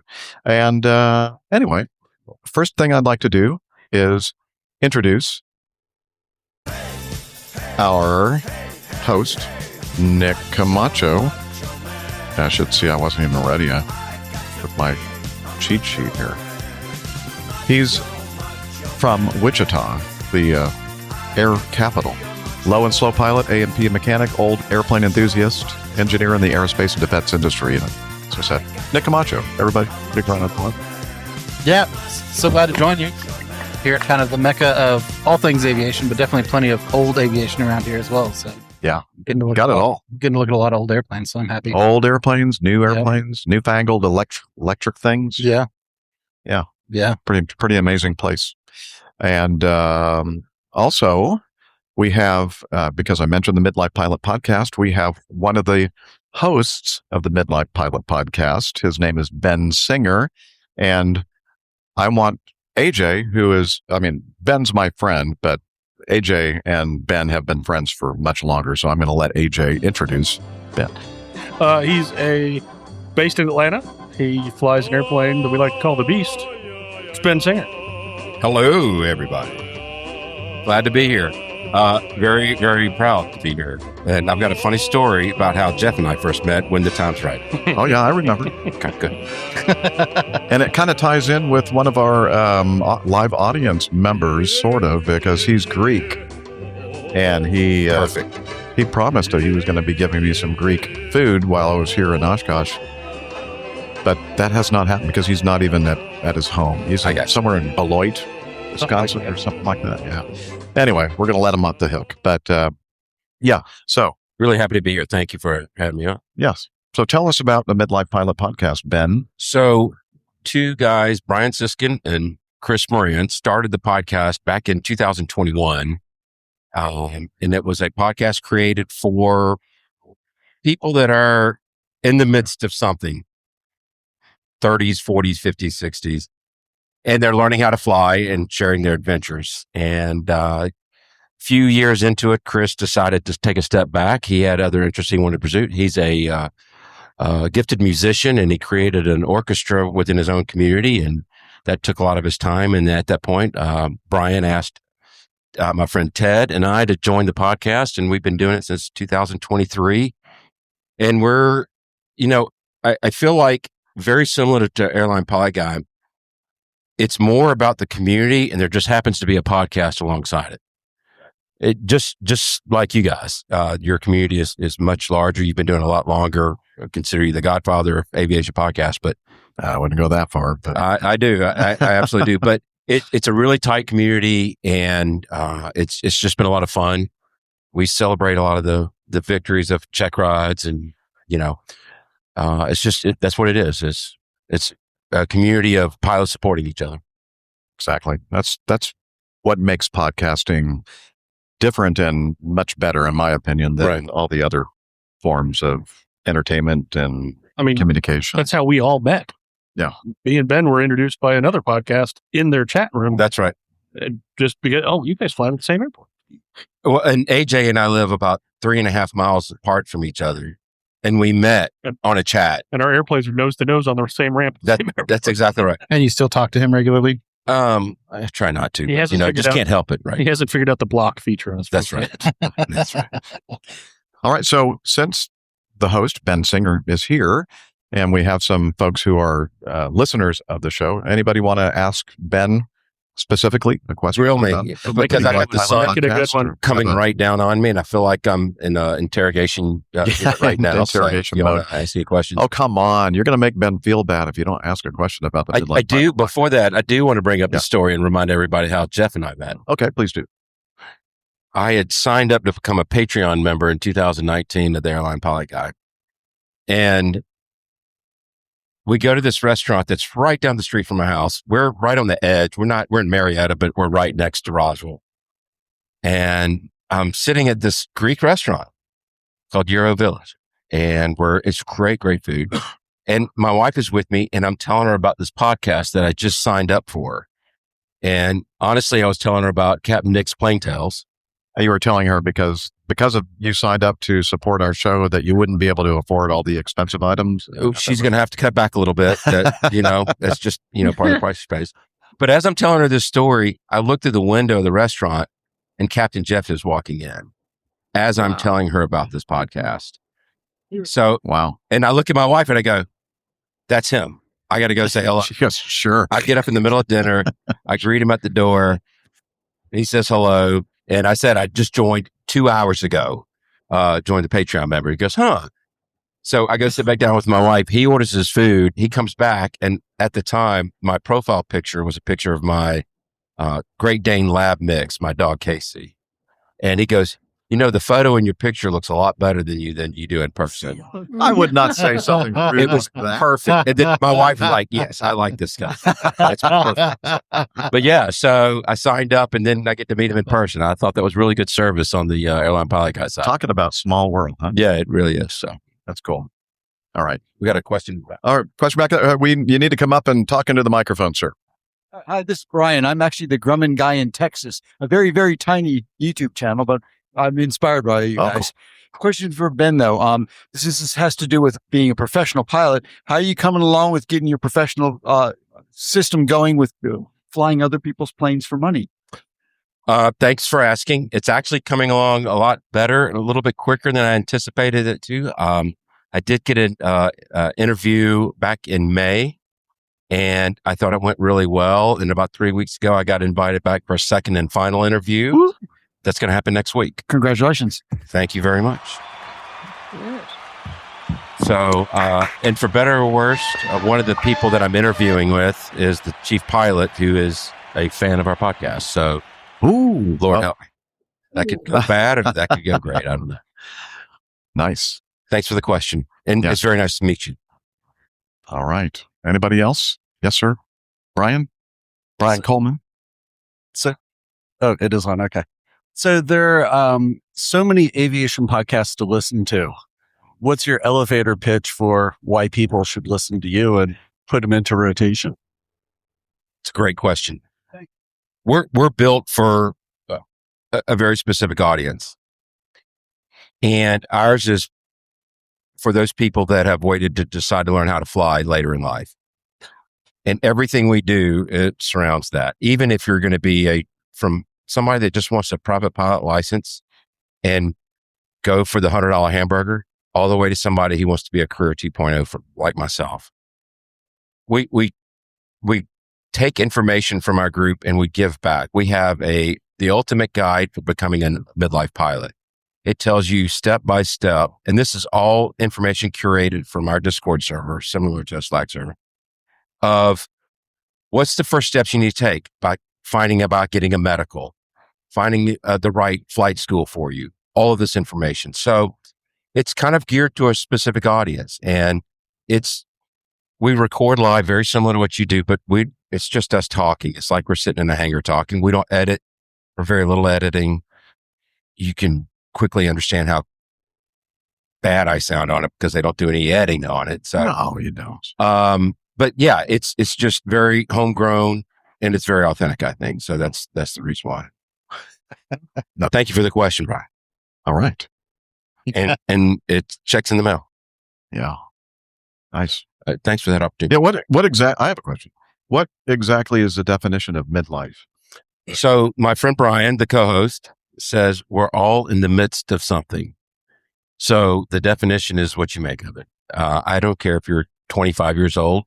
If you're married with kids, you've got to budget your time just like somebody that's 45 years old, married with kids. So age is really not that critical piece of it. So, and do you think that by defining the show or naming the show Midlife Pilot, that's going to somehow turn off people who are younger or older, either side of that midlife?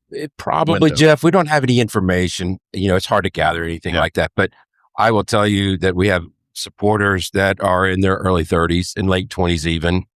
And we have supporters that are in their 70s. Cool. And it's everything in between. So, I appreciate the question. It's, you know, by its very name, yeah, I doubt we're going to get some 18 and 19-year-olds. The reason why I ask it is when I started out in 2009, I was part of a Catholic podcasting network, and I kind of felt like I had to, if I'm going to do a pilot or aviation podcast, I have to have it somehow tied into the world of Catholicism because it's a Catholic podcasting network, right?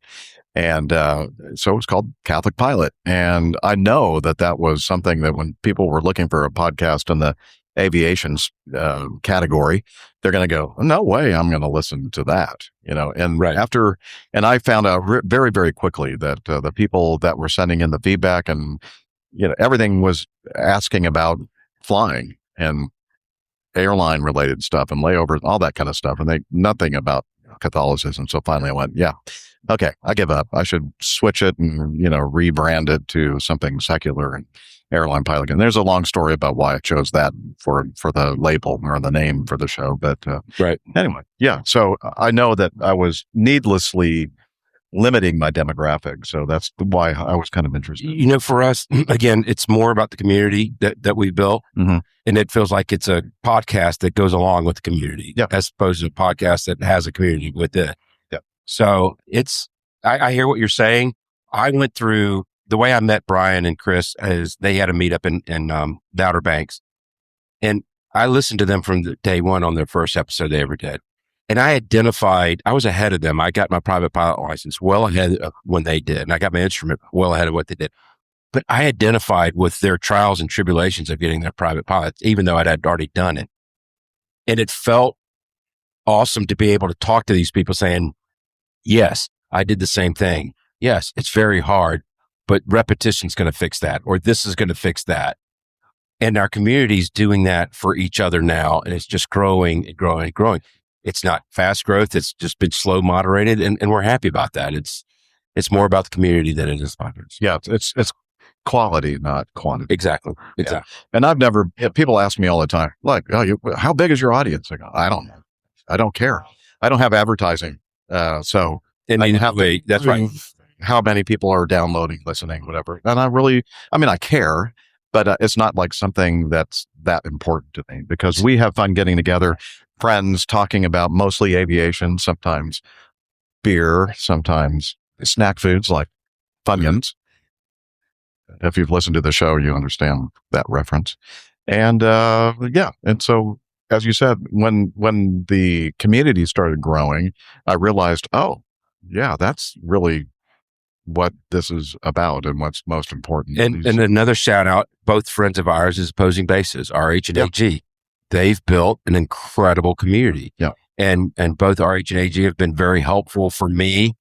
And not only my growth in the podcast side, but me seeking the professional aviation with RH now flying professionally. So, or going back to it, I should say. So even in the aviation podcasting community, there's still a lot of support with each other. So, okay, enough about us. Yes, please. Let's talk about why all of us are here at EAA AirVenture 2026. Many of you I know because I've seen you here in many years past, and some of you have been coming to AirVenture probably for decades. I've only really, my first real time here at AirVenture was back in 2019 when the Airline Pilot Guy Show decided to make this our annual meetup that year. And so happy that I did. And now, since then, we've made it an annual tradition. So I guess the question I have for those who are here at the live show is, well, first of all, is there anybody here that this is their first year? They've never been to AirVenture? Okay, Brian Coleman, Passenger Brian. Yes, sir. Oh, also a podcast host. Tell us. I was going to say for two of them, for The Journey is a Reward and Airplane Geeks. So, yeah. It's time. Colin? What the heck was that? 15 minutes, Jeff. I believe that was Was that you, Liz? That sound? It was. It was Oh, like okay. 10 minutes. I thought there was some of my equipment was making this. I thought it was my phone alarm that I forgot to silence. I've never heard that before. What is that? Yeah, it's Liz telling me to shut up and make it. Not at all. Keep going. I hear that every episode. Do you not hear that usually? I do, but you it tuned sounded it out. it sounded different. I don't know. It's not normally as loud as Well, it's what- coming over a giant speaker now. Oh, that's probably why. Yeah, normally I'm not going, listening Brian. to it over a big giant.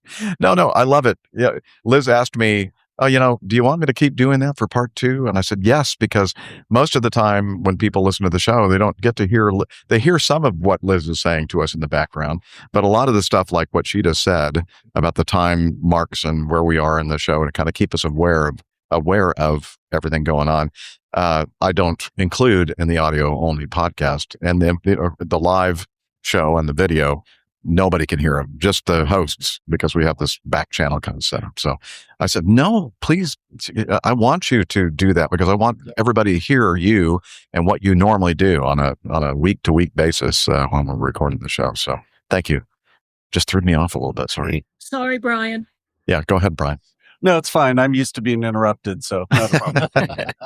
All right. Well, thanks a lot, Brian. Anybody else? Who's next? Yeah, who's next? No, my story on how I got here actually involves LL. So with the podcast, The Journey is a Reward, I was 300,000 miles short of flying 3 million miles with United. He's listening to the podcast and says, hey, you need some miles. Come over to Israel. I'll host you. Now, his story and background is absolutely amazing.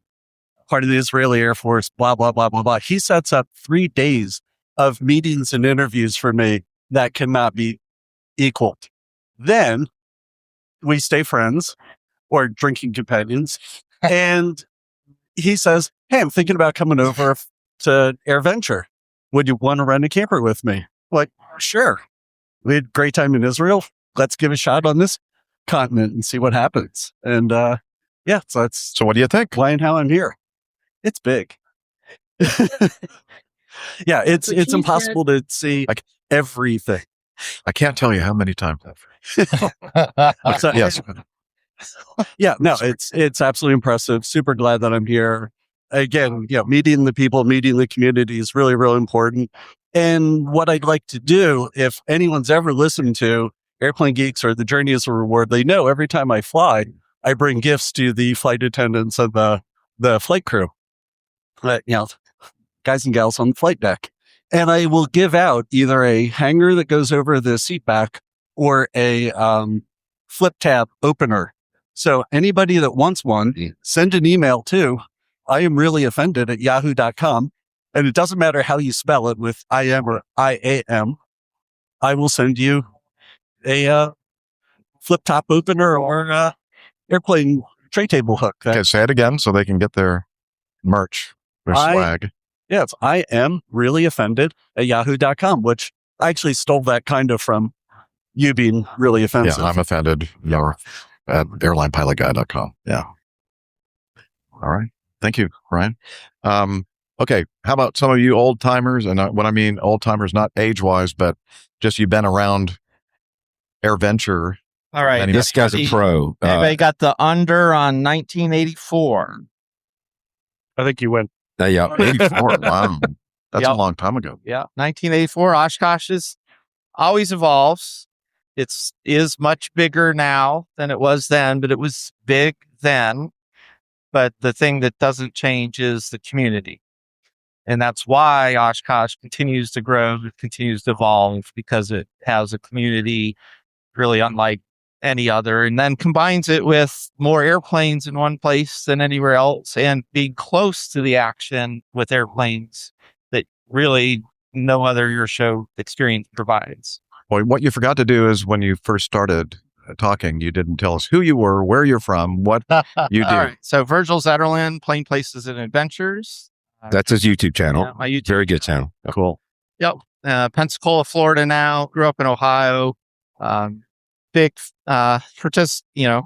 supporter of Midlife Pilot Podcast. I Huge. deactivated in midlife. I soloed on my 16th birthday and got my private on my 17th birthday. So I've been at it for a little while, but took a break raising a family and really rejoined the community hard about 3 years ago. Okay. Well, make sure that you give us the information so we include it in the show notes for those watching. They can check out your YouTube channel. Subscribe. If you did fly into EAA, good chance on Virgil's channel it was caught on video. Yeah. Yep. Excellent. We were here for the most recent arrival. Anybody been here less than 4 hours? Oh yeah, maybe the guy that's holding the microphone right now. Who are you, sir? And who are you, and what do you want? I'm Juliet Echo Foxtrot of the ULB, sort of half fame. Just for the remote for APG, that's Jeff. Yeah. Yes. Yeah. Juliet The Echo other Foxtrot. Jeff. Yeah. And he's, by the way, he's the production manager for the Opposing Bases podcast when they go on the road. Live events. Live events production. Production master, yeah. Where are you from, Jeff? Thank you. Not far, just 70 miles south, town called Waukesha.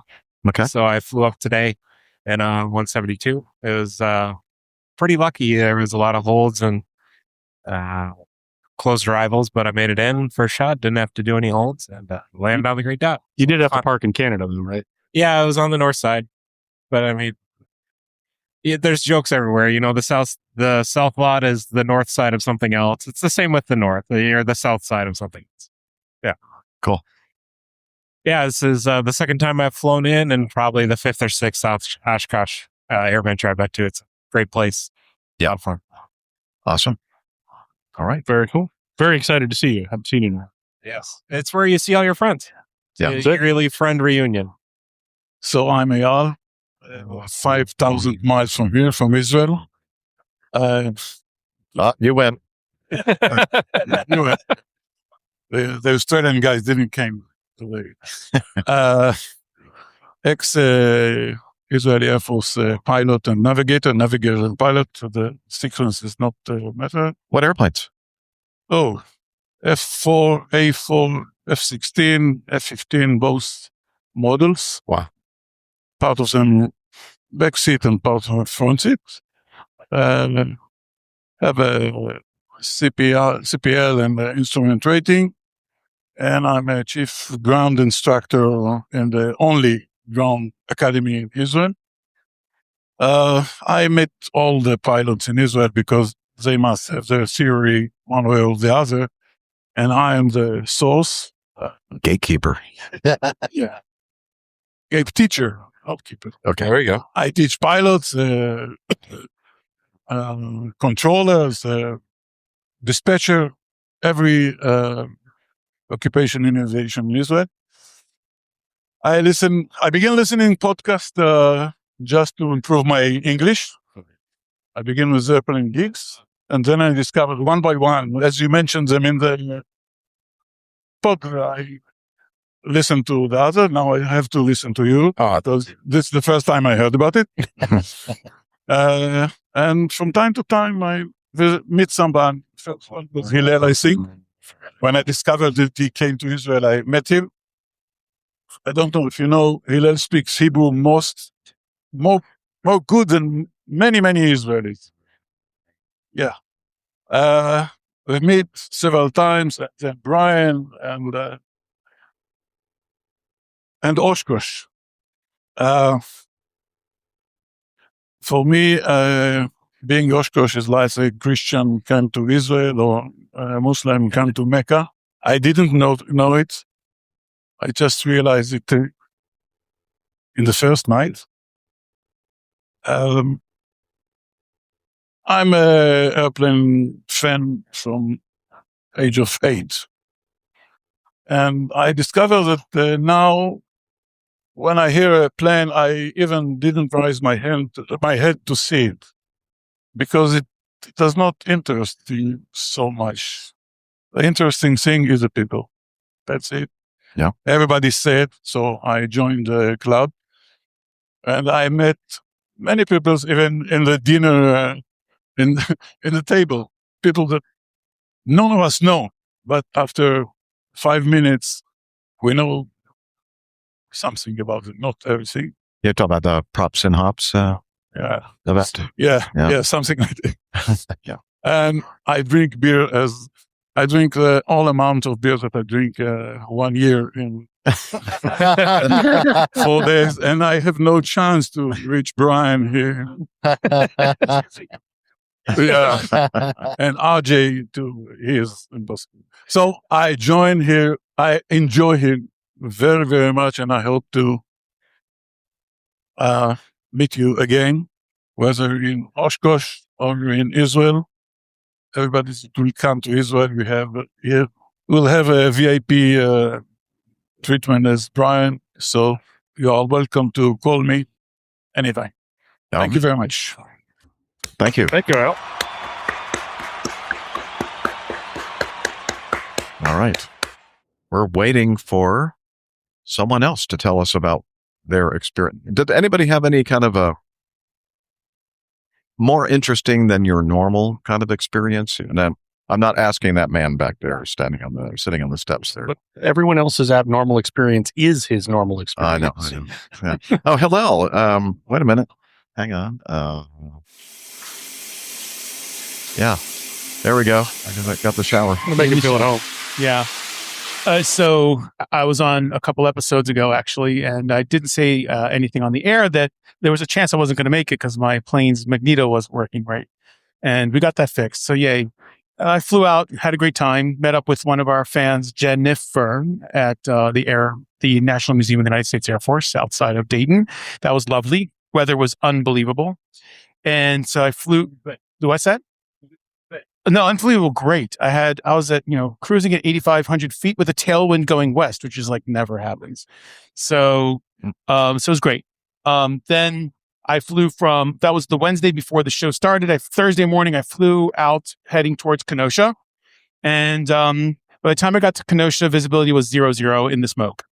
And they were advertising RNAV to what in this case, 28.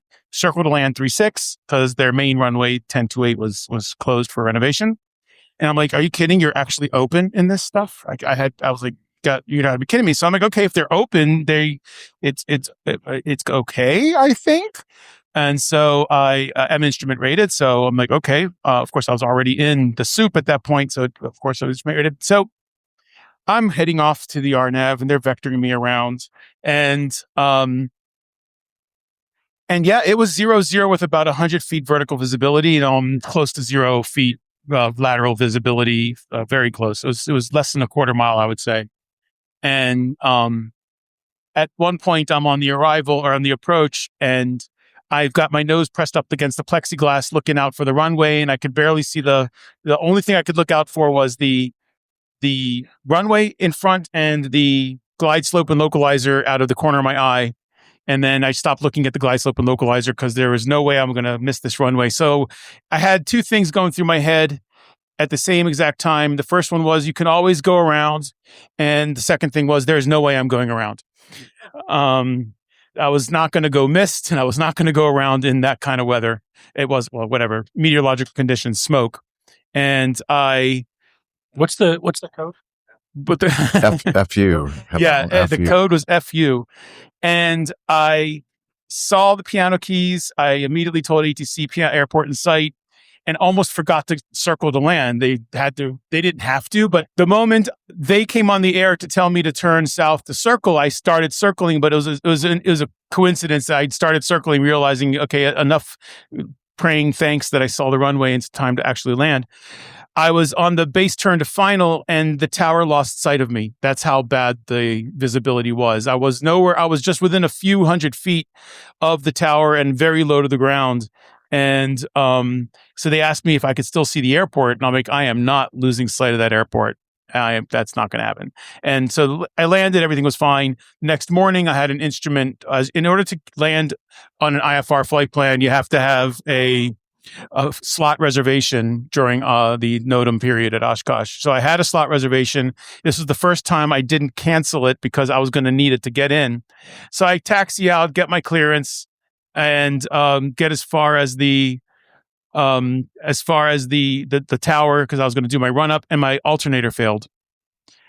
So the alternator failed, but we fixed it. By the time they fixed it, it was just a loose wire. I'd lost my instrument, my IFR slot, and they wouldn't let me go. So I came in with the unwashed masses on the fix. on the Fisk arrival, which I'm happy to do, except when there's 1,000 other people cutting you off in the line.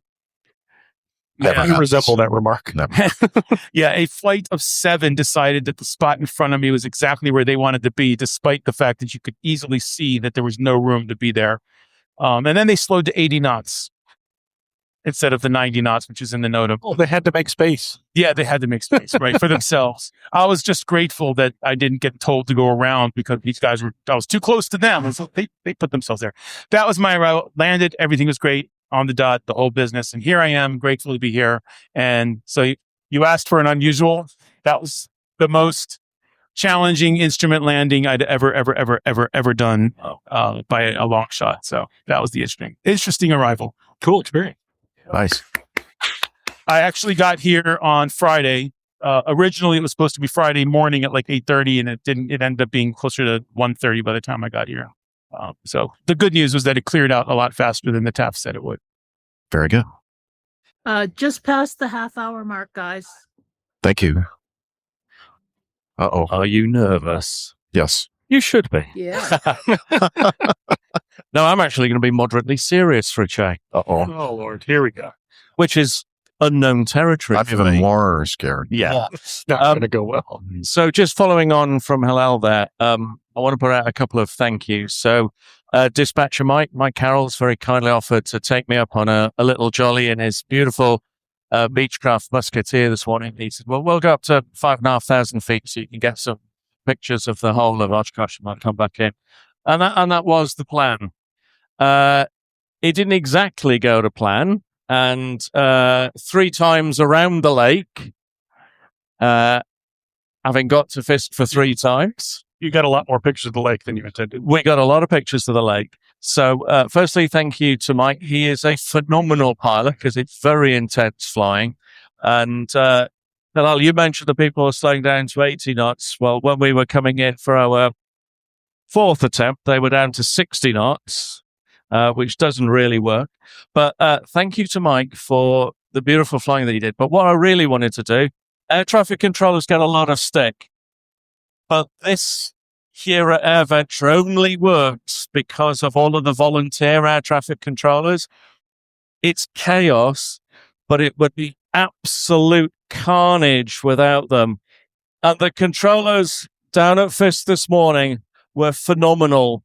So if you could kindly put it through the infrastructure, because it would have been very easy for them to have lost their cool when other people weren't really doing what they were supposed to do. But they were super nice. One of the lady controllers was telling everybody that she loves them and they will make it work. And it was very reassuring. So once again, apart from all of the other volunteers who make this work, air traffic controllers are absolutely working their nuts and doodahs off to make this work for everyone. Oh, if you're wondering, that's the F-22 demonstration. So I would propose if somebody asked you how many times you've flown the Fisk, I think you should count how many wing rocks you've done, not how many times you've done. Because if you're doing the hold and you're managing those speeds like Mike did, we did 3 holds and I went as slow as 40 knots and as fast as 110 knots, just trying to maintain spacing. So I appreciate, and I worked harder trimming that airplane that I've got 1,300 hours in. So I would say how many wing rocks you had to do would be the number of times you've flown the Fisk. So Ben, I got to fly with you. My name is Mark. I got to fly with you on the Fisk approach or arrival yesterday, and you did 3 wing rocks. When I did the Fisk arrival last year, I did 0. Does that mean I didn't actually arrive into Oshkosh? Well, if you've flown it, you've flown it. So you get at least to count that as 1. Nah, no wing rock, no count. Okay. It's AJ's world. We just live in it. Jeff, we have a comment in the chat room I thought you might be interested in. Okay, let me see what the chat room is saying. Oh, Tim Benram, who was here part 1 yesterday, too lazy to head over to Jeff's camp as we are pooped from walking around all day and Oshkosh. Okay. I can sympathize with that. Yeah. Might have been the cheese curd tacos. Yeah, anyway. And he's got another comment. He has another comment. My friend Susan was overcome with emotion today when when she was allowed into the cockpit of a B-25 as her dad flew one. Oh, wow. That's really great. cool. Yeah. Well, tell her we said hello and thanks for coming yesterday. That doesn't wish that happen I to be had- our friend Susan, is it? Huh? That didn't happen to be our friend Susan, is it? No. It's Tim Van Ram's friend, Susan, the one responsible for encouraging him to get his private certificate. We met her yesterday. Yes. Yeah. So this is not good timing at all to record an audio podcast. But you with fix it in post, right? Oh yeah, I'll take all that noise out. No, it won't come out. No, yeah, but No, I wanted to say that I need to apologize to Tim and Susan because they are camping with Al and I. And I don't think I've been in the camper before midnight each night of Oshkosh. And I believe I've woken them up. So I apologize. I just want to repeat what Al just said. He said that the F-22 is doing slow flight for spacing for the Fisk arrival. very clever. Yeah. If you've never seen the F-22 demonstration, you really have to see it. It's pretty amazing. And that airplane's doing things that were just, I remember the first time that I saw the F-22 demo, Al, was in Pittsburgh, 2017. We did a big meet up there. That's right. And I was like, how is the airplane doing? What physics? It knows to keep physics. I took aerodynamics. There, it's Jeff, Neil has a comment in the chat room. Neil in the live audience says, I really missed the F-22 from Riyadh in years gone by. An excellent display. Yeah. Well, we're hoping it'll be over soon, so we can continue with our nice stories. All right. Nick, we haven't heard much from you. You've been very quiet. How has it been so far? I know that you, when you first arrived, you weren't with your son, Cannon, but now he is with you and your father. And your brother too, I guess? Yep. Yeah. So how's all that? It's been good. I flew in commercially. I was doing some work in Florida. So I attempted to fly in the Saturday before, which was a disaster in Chicago, as it always seems to be these days. But I got here on Sunday, spending time with my dad. My brother works for Garmin, so he's up here working, which he kind of has a love-hate relationship with. But we were able to do some of the things we used to do when we were kids coming up here. And then, yesterday I ran back down to Chicago and picked up my son. So we now have I'd have four of taken us the out truck. If I would have taken the truck to Chicago instead of running. Yeah. I'd just do hell for. So that's 3. I'm not going to give you the. I'm not going to the satisfaction. Yeah. Yeah. Bad joke. Yeah. But here you go. There you go. Oh, I thought you were going to shoot me. Oh, well. There you go. Ow. All right.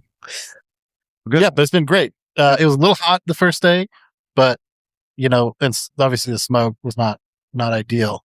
Mm-hmm. But the last few days, the weather's been amazing. There were, I'm sure you guys talked about it yesterday, but there were, concerns about severe weather on Monday that never really came to fruition. And ever since that, the weather's just been pretty outstanding. Yeah, it has been. There was one rain shower that I've experienced that was about 7 minutes long, and that's been pretty much it. It's been absolutely gorgeous. Anybody else want to ask a question or share an experience about Oshkosh with us and the audience? No? So what you're saying is you want us to stop now and end the show. Wait, David Abbey, we haven't heard from you. He's a long-time APG listener, and you've been here for many years. Yeah. Anything different this year for you? It's great to be here. It's my 8th year. And I distinctly remember 2019, the first APG meetup here with your, it was great. Yeah. Everyone. So I don't fly at all. I'm just an airplane enthusiast, and podcast community has led me to meet so many people and just so many friends. And I love being here. And that's about all I can say. And great to meet new people as well. Yeah. So it's great to see you. I remember the first time you and I met in New York at LaGuardia. At a hotel? Yeah. Oh. Well, we don't want to go into all the details. Yes, at the restaurant of the hotel. Okay. Just be clear. Yeah. Thank you for having me. Yeah, well, thanks for being here, David. You're Great to a big see part you, of our Dave. community. Yes, ma'am. What? I said, great to see you. Oh, yeah. Liz says hi and great to see you. I feel like Comanche Sue needs to come up here for a little bit. Yeah, Comanche Sue. Comanche Come on Sue, up. please. Yay. She's been a long time supporter of our podcast as well. And so, yeah, I'm really glad to see her. Thank you. Glad to see you guys too. Oh, this year we're here longer, but it's gone faster. No. I just can't believe it. It's like, really, it's Thursday? But I really enjoy seeing everybody, the whole podcast community. It's just a wonderful thing. So really appreciate your efforts. So thank you for your time to it and letting us ride along. Well, you're very special to us, sir. Very well said. Yeah.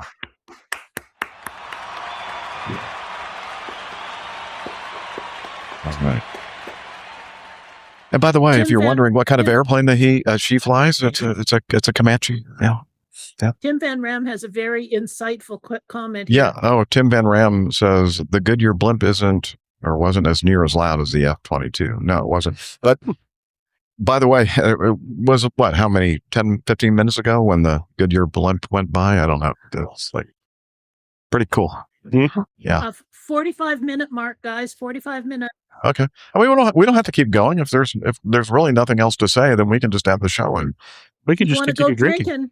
yeah, we can just keep drinking and whatever. Did you guys talk about the awesome DC-6 yesterday? No. That came over from Austria? No. Tell us about that. There's Red Bull has a nice stable of old airplanes and warbirds, and they flew their P-38 and DC-6 over the pond and have had it here on display all week, and is a stunning example of a big, hard to maintain airplane. So I was watching it yesterday and I said to the person standing next to me, is it just a full-time year-round job of keeping that fuselage polished? Because a DC-6 is not a small airplane. Right. And it is Right. polished aluminum almost over the entire airplane. So that's got to be a complete year-round job. Yeah, I would think so. Go and have a look at your airplanes so you have like Yeah. so you don't see your face. Yep. Wow. Yep. Like a mirror. All right. I guess it's time to yes. Jeff, just hang on a second. Neil has a comment, and he's making a commitment here, I think. Oh, okay. Well, Neil Anhorn in our audience Write it says, down, Liz. wouldn't miss it. Hope to be there in person in 2029. Okay. 3 years, huh? I guess that coincides with his retirement. Go ahead and make your reservation for your camper, Neil. Yeah. Yeah. Ask me how I know. Anyway. All right, I guess it's time to wrap this baby up. Yeah, it is. Let's wrap this baby up. Do we have to wait for Hillel to go back in the show? Yeah, Hillel, where is first thing we like to do is point you over to our website, airlinepilotguy.com, where you'll find more about the crew and the community, which is the most important part of this, and so much more. So just check out our website, airlinepilotguy.com, and we are on social media. And let's see. You want to do it, Camacho? You never do the social media. So Liz is going to pop it up here. I can read it. Yeah, I know. I think I can just read it. Airlinepilotguy.com. That's our website. That's our website. Yeah, but social Just a media. minute, I'm just trying to find it. She's trying to find it. That's all right. Got it. We'll vamp. Got it. Okay, there we go. Facebook is facebook.com/airlinepilotguy. X is at APG Crew. By the way, for me, that's the best place to find when we're recording and find this hidden YouTube link. We don't actually tell him. He has to At find out APG ourselves. Crew. Yeah. Instagram is instagram.com/APG Crew, and YouTube is youtube.com/Airline Pilot Guy. There you go. Woo! All right, man. We're also. I would say. Sorry. Go ahead. No, you would say what? I was just going to say, if you had a media person on staff, you might try to make all of those aligned so that they're all the same across all the platforms. Okay, well, stop. Yeah, we'll get right on that. Yeah. All right. And we also are on a quasi social media platform thing. It's called Slack, but hang on. I think Hillel's here. Yeah, listen. Hello. Can you tell us about Slack? Okay, but I'm dripping wet. Yes. Probably better if his mic was on, though. It was. I didn't mute it, did I? Oh, shoot. Did you turn it off? No, there's no switch. that was me. Right now. I- Okay, but I'm dripping wet. okay. We'll fix this in post. Okay. And you don't even have to tell him. Keep going. Keep going. Yeah. APG listeners, if you want to get into the Slack team, please email me at Sierra Lima Alpha Charlie Kilo. What? Sierra Lima Alpha Charlie Kilo at airlinepilotguy.com. Slack is an interactive planning and coordination tool where we plan meetups such as Oshkosh and other things like what else is going on. You can contribute ideas for the news or for the feedbacks or anything you like in Slack. They probably wouldn't like that we call it social media, but it's essentially social media for the corporate world. So see you in Slack. If you need it, just email me. Or if you have X and still use that, I might respond to Hotel India 11 Echo 1. It looks like Hillel, but it uses ones instead of L's. And I'll see you in Slack. So confusing. Is your wife here? No. I just heard her. And that is actually his wife's voice, laughing, giggling. Yeah. You just give it a ride. Yeah. All right. And thank you. Also, we'd like to thank Liz, who has been here the whole time with us in the background. Couldn't do the show without her. Thank you, Liz. We love you. Great to see everybody. I just wanted to quickly say, did Ben want to talk about his the way to get in touch with him? Oh yeah. How do they get involved with Midlife Pilot? He already left. He gave up. Ben is out of here, but I think that So AJ can tell us. Yeah, midlifepilot.com. Also, they have a phenomenal Discord that is everything you can imagine talking about airplanes, from sharing videos and pictures of your flights, of stuff you've seen on YouTube, of whatever, asking go or no go questions. I think that's probably one of my favorite channels. Is guys will post their intentions to fly or their stories about, hey, I was going to fly, but this is why I didn't, and talk through it with other pilots and get perspective. So, like I said, just an amazing community. So definitely check that out. Everything can be found midlifepilot.com. They got some great T-shirts. I think Mark's still running around. They've got a piston peasant T-shirt. It's one of my favorites. And then there's an emergency checklist, and the whole shirt's upside down. There's a lot of good stuff on there. So definitely go check that out. Just go there. Just check it out. And we also want to thank our live audience, which is like the best part of all of this. Thank you so much for hanging out with us and helping us do the show today. And with that, we're going to end it by saying, wishing you all clear skies, unlimited visibility, and talents. Douglas, take care. God bless. See you next time. You're welcome. Bye, everybody. Yeah, he's up in the sky. It's the airline pilot guy. Good day.